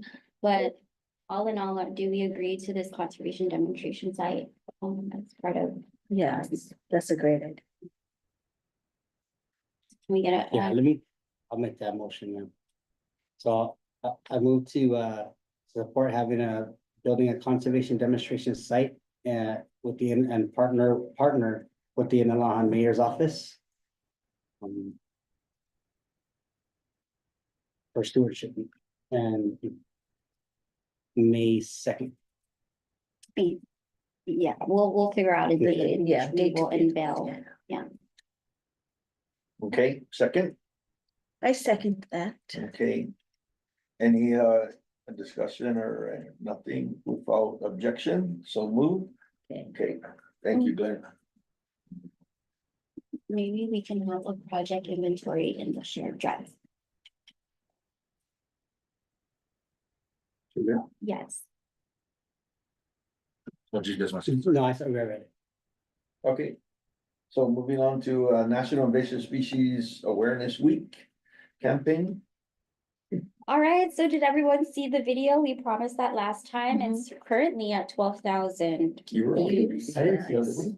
Yeah, I sent the link to the chat, but we did partner with KUAM and to put together a PSA highlighting National Invasive Species Awareness Week. So thank you, Dr. Dilla, to you for your content, and it was great. It was a really great project. Really? I put it out on the Insta. It's on the KUAM website. Or I put it out on our chat. Let me send it. No, I'm sure I got it.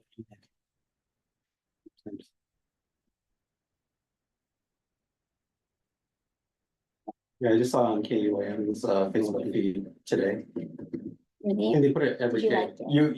You sent that to Wesley and no? Yes, And the so, dates or? yeah. the- so during the NACD meeting, Wesley did approach and he was inquiring into when we'll be submitting this video. It was a tight Oh. deadline, but we got I it. saw that. That's Yeah. Cat's in there, right? Yeah. Ernie will stick in cat, right? Oh, yeah, okay, I saw Yeah. that.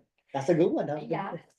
Great message. Well, they liked it. Yeah. That was nice. Our And- Invasive Species Committee, yeah. NACD also put it on there. Yes, that's where I saw it. That's Yeah. solid. So we're at 12,000 views, everybody. Were we the only ones? For, And for NACD, because they asked for other states or other districts. Who was that other group? I think there was another group, but But. I don't think it was as good. No, wait a minute, I think they didn't. Oh, true. They did I it, think- because that deadline was insane. Did you hear anything from Wesley? No, I we were thought the only I, ones I thought. They were asking other people like last minute, but I don't think, Anyone no, else? there do? was two, us and somebody else, but in the meeting, you didn't hear Wesley saying something about them not, Yeah. they didn't get it Wait, my one? done or something like that. yeah, I thought we were the only ones that pulled through. Yeah, Yeah, so wow, so we are it then. Yeah. We got that again, too. I know, that's part of our annual report for the, I don't know, it was really good. It was a fun project, so thank you, Dr. Yeah, Deloach. you did a good job. Nice. All the back and forth for this one. I think John though can start doing developing these I know, videos. they're- So getting expensive. But only Southern this time. Yeah. Okay, well, that, just ratifying that.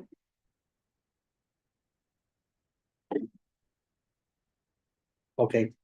I'll make a motion to ratify the cost at $1,250 that was associated with the NISAW video. Invasive species. Second, okay, thank you. Any other discussion on it?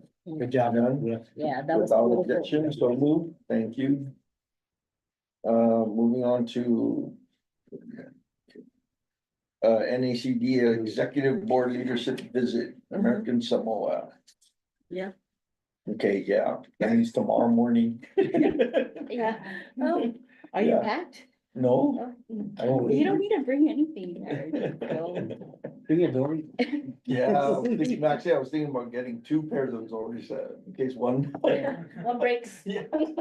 Molly, right? It's a lot Molly of was the guilt. one that was sitting next to us, right? Yeah, Molly will be seeing her. Well, there's no reason not to do that. It's travel Yeah. expenses are being reimbursed anyway by NACD. Yeah. So Go ahead, Glenn, Yeah. that motion. Sure. I'll make a motion to support and approve our chair, Michael Luggins' attendance to American Samoa for his executive board leadership visit.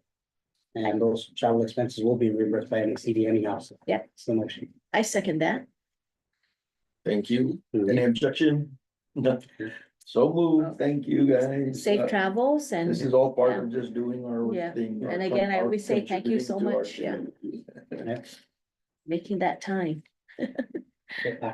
So Erica's been helping to putting together the slides and stuff like that. Oh, good. So, really good. Oh, we're in good shape. Oh, yeah. We're in good About her. It's our team. Yeah. Hello. Okay, now, spring fly-in, Mhm. that's another one. Yeah. So. You guys just came back, you heard all the stories, you know, all the things going on, you've been hearing it, so. And I think Martha, you mentioned about them stressing the need to be our Yeah, presence present, there, yeah. right? Yeah. In DC, so. So I need, what are we looking at here? At least one or Are we able director? to send two directors and Erica. Erica? If we have Need to money? go, right, and who? Well, Glenn? I'm hoping if Director Glenn is able to go. Let me, can I just check my principal first? But we have, but we course. can, Yeah, You got- that would be, no, this is Yeah. real stuff, I mean, you know, last year I mean. Those are good, I'm glad these two were there, Yeah. for sure, 'cause Yeah. it was really needed, that support, but this year I think is even more, crucial. yeah. Yeah. And then I did on my NGLI, went back to the Hill. We did try to go to Moylan's. Moylan was still on Guam for, for something, and so he wasn't quite there yet, so. But we did bring up the same stuff, same, and so this one's gonna be even more of an impact, so that might be, for the consistency. We'll see what happens. Okay. So do we need to do any kind of motion Yeah. on that to? So.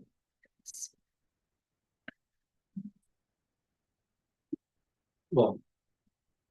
We'll see the commitments from you guys. Or can we just like table this till we figure out who's actually gonna go? Yeah, that would help, I think, because we won't have to do this one today, right? Well, let me just see here. Well, It's already the ending of March, And so. it's like- well, why don't the motion just to be, That we rescind and then representatives. it could always be changed if there's, like, Glenn, you can't go after the next person, that could. Or whatever, is that okay? I'm fine with that. Whatever, you guys, we can wait to. Well, I think we can go ahead. If I may, I'm gonna go ahead and just make the motion that we do confirm that we will be attending, that we will send our representatives from Southern Guam to attend the NACD Spring Fly-In that's taking place on March 26th, and that we will send out 2 board members as well as our administrative manager, Williams. Like, what is that? District administrator. Thank you. I just call her Erin. Thank you. Second. Yeah. the local level, at the local level. At the local level. We'll cover it. Yes, I know. Speaking of the local level, And we set our are- area with them. well, we are going to have our own local spring fly-in. We have a series of meeting events with our local leaders to include our oversight chair, that's well overdue. As well as the mayors. Johnny, how many mayors have responded? I think now we're up to 6 out of 13. 13 mayors. Yeah, so a little bit over half have responded. So I know that we're all busy, our directors, are busy, but we'd like to kind of set up a schedule and at least we have one representative meeting, one director meeting with each mayor and our oversight, which is really important to communicate our budget needs, but also talk about the great work that we're doing I here. did meet with our oversight, Tonyana, Yes. on a different thing, but I did mention about being a part of the Southern Guam, and this is what I was like, right, and I said, wow, who's talking about us, and he goes, oh, I already met the Northern Guam. Yeah. And he said, well, those guys, all they kept talking about was the Southern, they were, this is what he was saying. And he said that they're saying they wish they could join the Southern. But not be at a Guam, but just be Southern. So that was a surprise for me to hear rolled in, but that's what they told him. Are we worried what they're saying? You're looking that we're gonna meet with all of them all at one time, or? So we'll probably have scheduled different times, like going down to the mayor's office Oh, okay. and whatnot, and really just introducing, especially as they're new elected leaders, and we have I'll work with Johnny and Dave, You're dealing with the Southern mayors, correct? Right, yeah. and I think we also do in Hagåtña or not. No problem, they're about to be it right now, but it was. Just so that they're aware. So anyway, we still got Glenn's motion here. And Martha, did you second that? It was my motion. and Oh, it was Dr. yours, Ju- I'm sorry. And Dr. Jula second. Oh, Director Yvonne is, I think she can meet the mayors, and she met with Alvarez and. And so. Oh, good job, Yvonne. Yeah, and okay. Okay, But yeah, so as far as the NACD fly-in that we will try and send, that we are Okay. definitely gonna participate, we'll send 2 directors and our Erica. So, a Our second? district admin, and it was seconded. okay, So- in order, okay. So any other discussion on that? No discussion, okay, without objection. So moved. Thank you for that. Yeah, just so that Erica can go ahead and start making whatever travel arrangements, the sooner the better. Yeah, And then please let her know. Yeah. I'll send them. so I had an executive board meeting this morning too. They talked about the spring fly-in, so we need to decide like. If there's any other agencies like DOD, right, and I have a list, yeah. Interior, right, was the other one? DOI, Yeah, FSA should. Yeah. so we can let Jeremy know, so he can help coordinate those meetings, Okay. yeah. Hmm? March. March 26. 26. 26, 27. Yeah. Yeah, But your spring break's the same as ours, and I think they're a little different. It's still day of spring break, so I don't know. Oh, okay. That's, okay. Should be the same as yours. Shoot.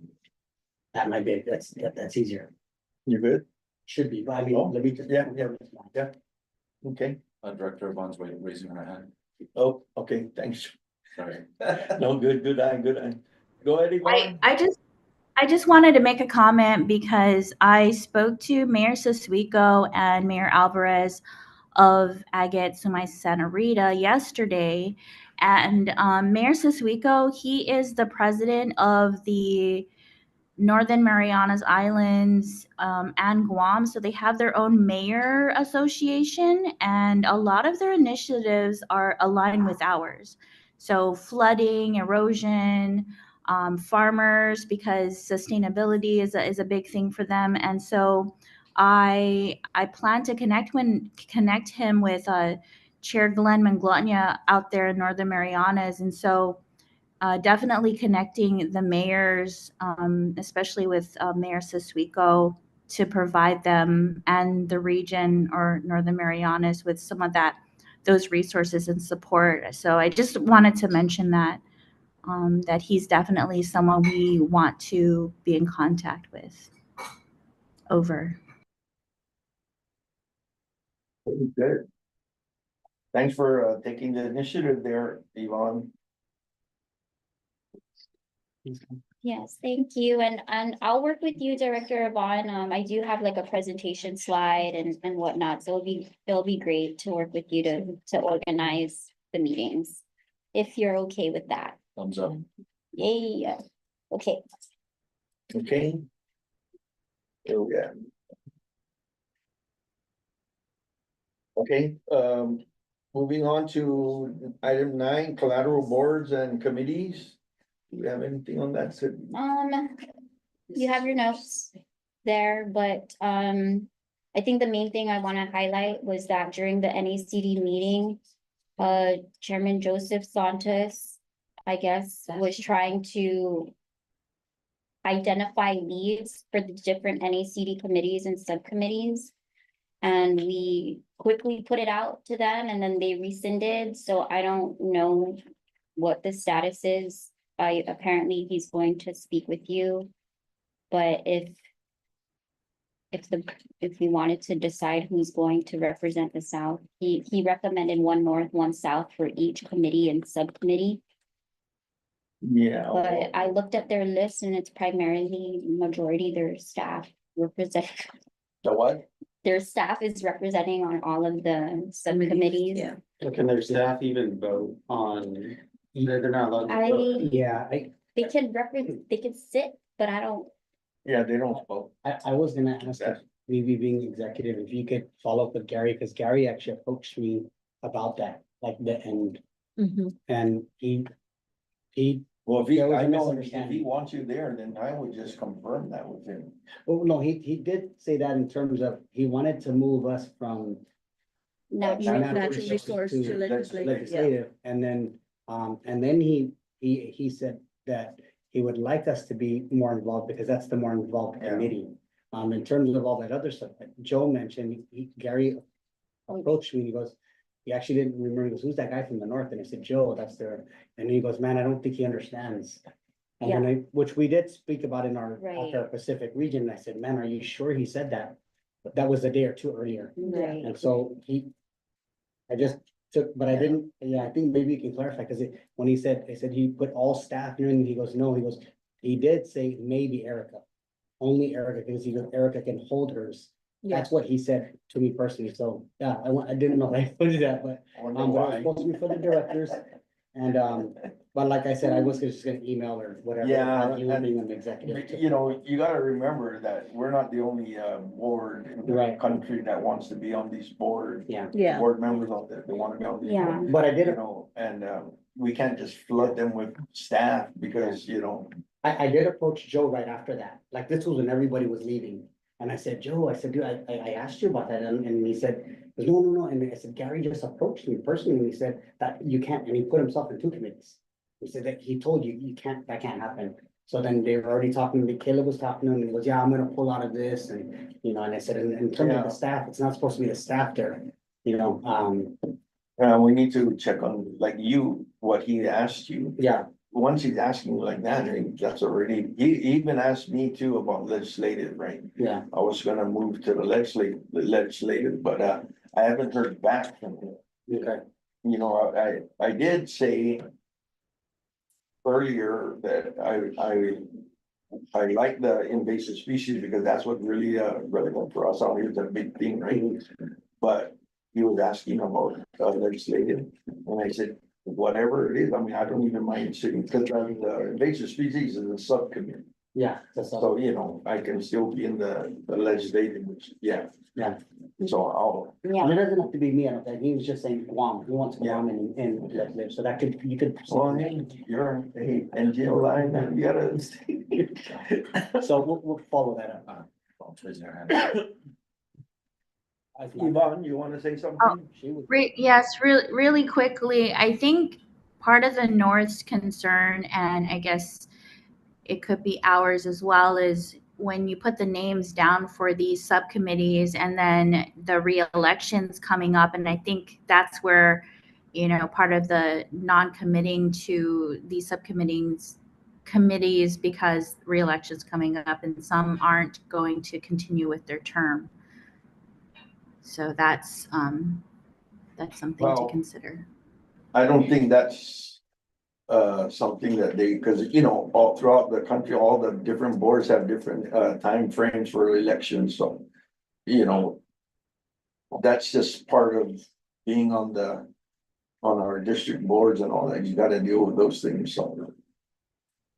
I don't know what they're thinking, maybe because they're staff, they're not gonna be. And, You know, that, I don't know, I never heard it being. Like that. and then remember, this was Kim's time, which is the last year, Kim is now no longer, but Gary Blair's filling in. Remember, Kim selected, or she was the one that placed the different people in the committees. And so, I don't know if Gary's gonna follow suit, and I think he was just giving us like, You wanna make sure, You know, you're still. first dibs, I guess, in terms of, You know, Hmm? the invasive species. Oh, yeah. I Yeah, don't mind. right. yeah. Well, we definitely made that. way, even if I did move out of it, you're still there. And we did say that, like we said, we're gonna keep the people that are in the standing committees now. Which I did, Dr. Dula is, and I said he's our main invasive species guy, so Gary was good with that. And I said, we have you, Director, Yvonne, on, were you on the water? The Water and Climate Subcommittee, Yeah. yes. So we made that suggestion to just keep our current directors where they're at, aside from the one switch of Guam being me on natural resources over to legislative. So I don't know what the North is gonna do. I don't know. That was our little discussion and we didn't really finalize that until maybe now that we're back here, we can figure out maybe through email, but I don't know how to approach that in terms of it. We didn't get to a final discussion on how that was gonna go, other than leave the current members the way they are, and then Joe was gonna have his northern people. So I kinda- think, cause today's meeting you said, nothing's final yet till maybe the next executive board meeting. So. I guess you could figure it out there. But, we'll try and follow up. I'm sorry. Yes, I'm sorry, you were trying, go ahead. Yeah, I'm so sorry. I did not mention the outreach portion that we've been planning as well for the Bureau, with the Bureau Swine Committee. The dates that we are planning on doing outreach, and Judge Carroll would be presenting on the fence specs and I would be presenting the guidelines. And this is where the southern farmers can, come and interface with us and we can do on-the-spot signups. The first one would be at UOG on March 15th. That's a Saturday morning, 9 to 11. And then the second one would be a webinar on March 17th, so that we can have this be dispersed and recorded. And the third one would be at the Inarahan Mayor's Office on March 20, and that would be 5:30. The last two would be 5:30. That first one in the morning here is Saturday. Yeah, Saturday morning. I'm probably gonna be presenting with Joe on that one. Okay, great. Yeah, thank you so much, you both for your participation in the committee and for the workshopping and, interfacing with the farmers. So hopefully, I'm gonna train the staff in the next couple of days for applicant intake. And yeah, so hopefully we can answer most of the questions that we get during these workshops. Great. Are those dates okay?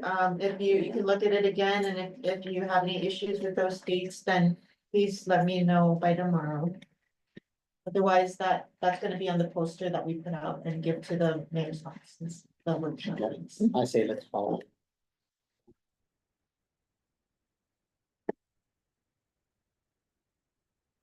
Where we. Oh. Okay. So there's a couple meetings coming up. Oh, the SWCD election, are we good to attend that on the 11th at 4 p.m. here? Yep. Okay, Okay. so we'll confirm. The Watershed Planning Committee Director, Vaughn, you usually attend that, right? I do. Did they have something recently?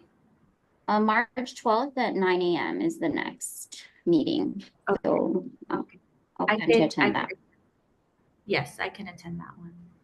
I think the last time, what they did was not too many partners were present, but they did plan to kind of rework the executive orders, and that was to include like the different agencies, but they didn't do much last time. And so if we do have other agencies there like DPW, then we definitely, I'll attend that.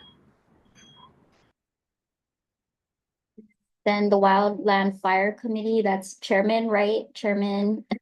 We'll attend that on the 14th. We should hear if we updates on the the WUI grant that we On submitted. the 14th, Yes, what time? 10 a.m. What, I'll remind you. what's the 14th thing? That has to be like a Thursday. Thursday, right? That's what I was thinking. Hold on. Yeah, and then just while you're checking into that, Director Vaughn did attend a staff meeting on the 28th of January and put together some notes. and we'll go ahead and forward that. Oh, the 14th of March, right? Yes. It's a Friday, Okay, great. so that's good, cause I had another thing for Thursday. So we'll go to them. Okay, that's, I get back that Tuesday, I think it is. Mhm. Okay. Okay. And then, moving on, right? Yeah, Okay. moving on, where we at? All right, That's so why we get like. board correspondence. They changed the date of the science fair? Yeah, Benny was texting me today. Do we have volunteers? Okay, Yes. I did it last time. It was so fun. all right. And I wasn't able to do it when it was February 21st, but I'm looking at that date now and I'm like, oh, I can do that. So I will be glad to, are you able to let him know? Professor? No. Okay. Anybody else? It's fast. Chat, Oh, can you do a science fair judge? Are you At able? Amazon Middle School, March 12th, 8:30 to 1. Well, Mhm. need to get back with you, but can I check my schedule? Yay, okay. All right. and Benny said he was good. It doesn't have to be director, so he was Okay. good with who we sent. And then, I'll work with the, we'll work with the, if you just need judges, right? He's good with that. He said even, Okay, even if with it's the all staff. staff, he's good. All right, so Maddie, Jer, John, Yeah, that'll be your day. we'll just It's spell it out. fun. The kids Yeah. are so amazing. Yeah. You just go in there and they do it, the way they organize it is so well done. Like you're not actually going to go through all of the presentations. They break it up into little groups so that you don't have to see everything. And you just go through it and then the students are there and you talk to them and you can ask them questions and they share the information. And then there's also an amazing breakfast that greets you when you get there and I think Okay. lunch when you're done. So they feed you well. Okay. Yeah. But the kids were awesome. I was highly impressed the last time I did it with how prepared they were. And they Alright. just talk to them anything about their project. For the kids, It's for the children, Come on. But I think double check with me. double check and let me know. Yes. Okay, and then Mark, for the children. That's I know you have down the road from your office. No, Dad. do you have any professionals under you that you can? He'll let us know. volunteer? He's Yeah. gonna check. Okay. I Alright, think you can walk there, Chad. thank Good luck. you. Yeah. let's Bring get the the- boys. Yeah. Okay, Alright. awesome. I'm glad. I thought I was gonna miss that one. And So, are we good? Yes. yeah, we're good. Good. So Chad, is there anything you wanted to throw in today or? Yeah, I'll make one quick comment. First off, I guess I'm jealous I didn't get to go to Utah with you guys. It sounded like a lot of fun. And then I just want to make a quick comment for the workshop you guys put on earlier in the month that I got to participate in. Awesome job. You did a great job. It was fun to be able to participate and meet you all, meet lots of other people too. So I really enjoyed that. So good job for everybody. You guys might have heard, I presented to the mayor's council earlier in the month too. There was a Guam PDN article that came out about it, if you didn't see it, but I We would, saw it. I would like to, if I can steal a little bit of time at the next meeting next month at the partner meeting. I can present you what I presented to the mayors. And it's just sort of an overall, what I would like to try to do on both north and south and sort of growing our feral swine program. So we could maybe cut it down a little bit, but it's like a 10-minute presentation. And so that you're aware of what I shared with the mayors. I mean, we're all on the same page that we need to make more pigs disappear. Yeah. And so I'm, trying to find alternative funding sources, and we get a lot of calls directly from the mayors. With big problems, and so it's not anything new. So, I'm kind of trying to tap into them a little bit too, so, but we need, we need everybody to work together on this, and so I'm making my rounds. I'm not trying to go in behind anybody's back or anything, but I'm trying to find other monies, for what we do. So I'd like to just update you all on that process next meeting if I could, and said I would present you, if you'll give me a little extra time next, Yeah. Okay, we'll put you on there. I think you guys would be interested, because it takes we always just talk about the south, but I want to show you, the grander scheme of things of what we're doing in the north and south and everything. So Okay. you could put me on the agenda Yeah. for that. Yeah. Okay with the board. So, I mean, it went really well. The mayors are very interested, and I think actually they can make some traction. We'll see, and I'm kind of still floating it out there. I have no idea if they have any money. That could be good for us also with our efforts too. Well, because absolutely, that's it. That kind of like would support local That's the goal. contributions, right? Well, because we're pursuing Yep. NACD or via NRCS, right? Trying to get. Yeah. funding. They're trying. Yeah. So, yeah, I show you what I'm presenting to them and what I'm trying to do with them, and then, cause it all ties together. Yeah. Yeah, we did see your article and congratulations on that. I think it was, It's a fair job of sort of. it made big headlines. I was kind of concerned a little bit because. Gonna say. Ha. So no, it was a question, after I presented, the mayor was gonna say, how much funding do you guys get? Okay. Federal funding, local funding, and so I told him, it was a question, and I said, the reason I'm here is because we need stable funding. And you guys, there's grant funding, your funding fluctuates. Right. And all the funding fluctuates, so I said, yes, sometimes we're funded, sometimes we're not. But the funding fluctuates and we need to find stable funding, and that was the way, but it came out that way. Because now I'm like, so.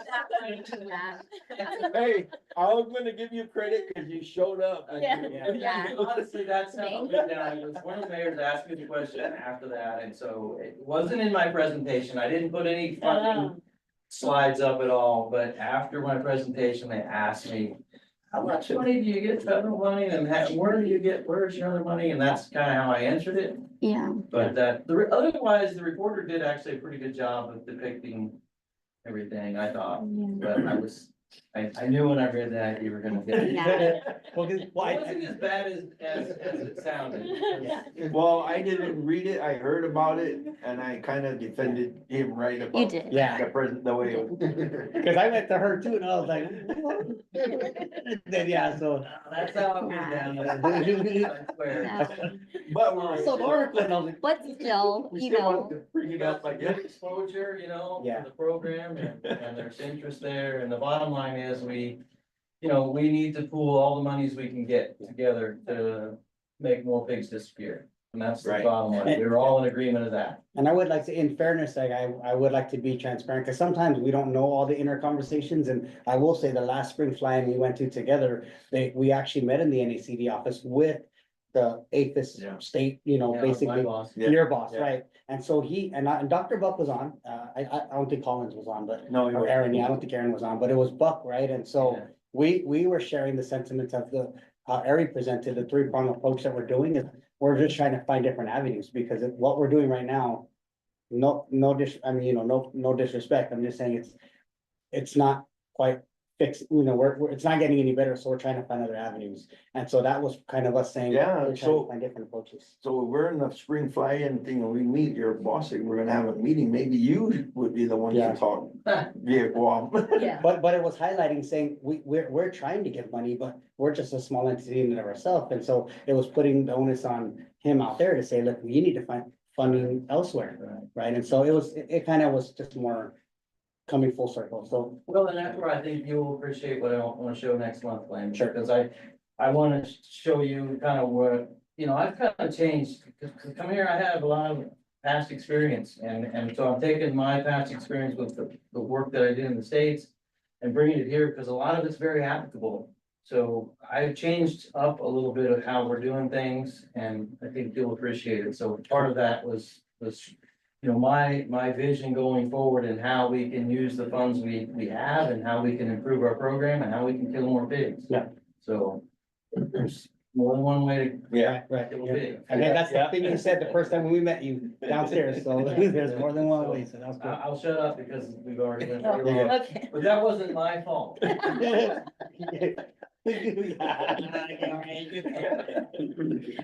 Okay, what do we have here? Charter Day. Public, Charter Day. So, So Jay and Johnny have been working really hard on our activity. We will be hosting a booth at Charter Day on Did you guys Tuesday. reserve the book? Yes, Okay, good. on the last day. Okay, well, we still could get you in if you didn't do it, so. Yeah, thank you. What time? It's all day right now. Yeah, so like Yeah, 8, 9? so usually, it dies out towards the afternoon, after lunchtime, it kind of slows down from there, but. Okay, March 6th. There, check us out, Okay. come and hang out. Day and Johnny, they put together, a plant. It's an invasive species and native species identification matching game, so I think that'll be really fun, kind of test the knowledge of the young kids and the older kids too, and just, yeah, I think it's a fun interactive activity. I'll be there. I'll check it out. Yeah. Sounds good. You guys are next to me. Oh, we are. Do you have any other recommendations for, activities? You would match. Is there any way to like? Have a screen out there or something where you can show footage of things like the trap or? You guys Something are like not that. next to the electric station, you guys are right next to the trees, the picnic tables, so. If you wanted like a plug. What are so you people doing? Hmm? What is your activity? It's like a personality test Oh, Ooh. and whatever. I think in the past, we've had, we'll print out the map of Guam and then Yeah. everybody who comes in will have to Yeah. pin their village. Talk about which dish. You guys are also next to the north, it's like the north to south, and then we. Can we be the north, you be the fault line and then. The whole line. And that would be another What's great that more opportunity to get more followers for your Our- Facebook and Instagram. So Dave's been doing a really great job in handling our media stuff and the whole time, so. Excellent. I'm excited. All right, well, check us out. Should we get t-shirts? Yeah, I need Part one. Day I need shirts?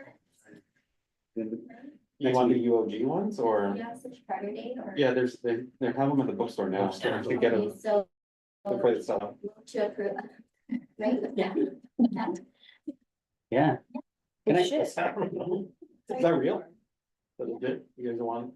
Yeah, motion to buy the staff, oh, you're gonna Charter Day shirts. Yeah. With the repping funds. And maybe one That's all director. the No, huh? That's a reason. And directors. No, Okay. I can buy my own shirt. For our Charter Day participation. Yes. Thank you. We'll work with you on your sizes. Okay. Okay. Excellent. Yeah, you should order it now before they run out. If you Yeah. buy it Do after it tomorrow. Charter Day, it goes down to like $5. I thought they always run out. So last year, they had so much extra, the bookstore, it went down to $5. So I bought all of it and I took it to Palau. I'm still out over there. Nice. Okay. Good job, good closing there. Next meeting, sir? So, next meeting is March 12th, partner meeting. And Chad, that's where you're gonna. Yeah, do Chad, your you can do your thing. presentation, right? Yeah. Okay, Just put 'em on there. okay, motion to adjourn? I move to adjourn. I second that Okay, thank motion. you. Good job, guys. Yeah, good job, man. Is it officially adjourned? Yes. Oh, okay, I didn't hear it. I will be here for the. You're gonna be off. The time is 6:32. Well, it is your call.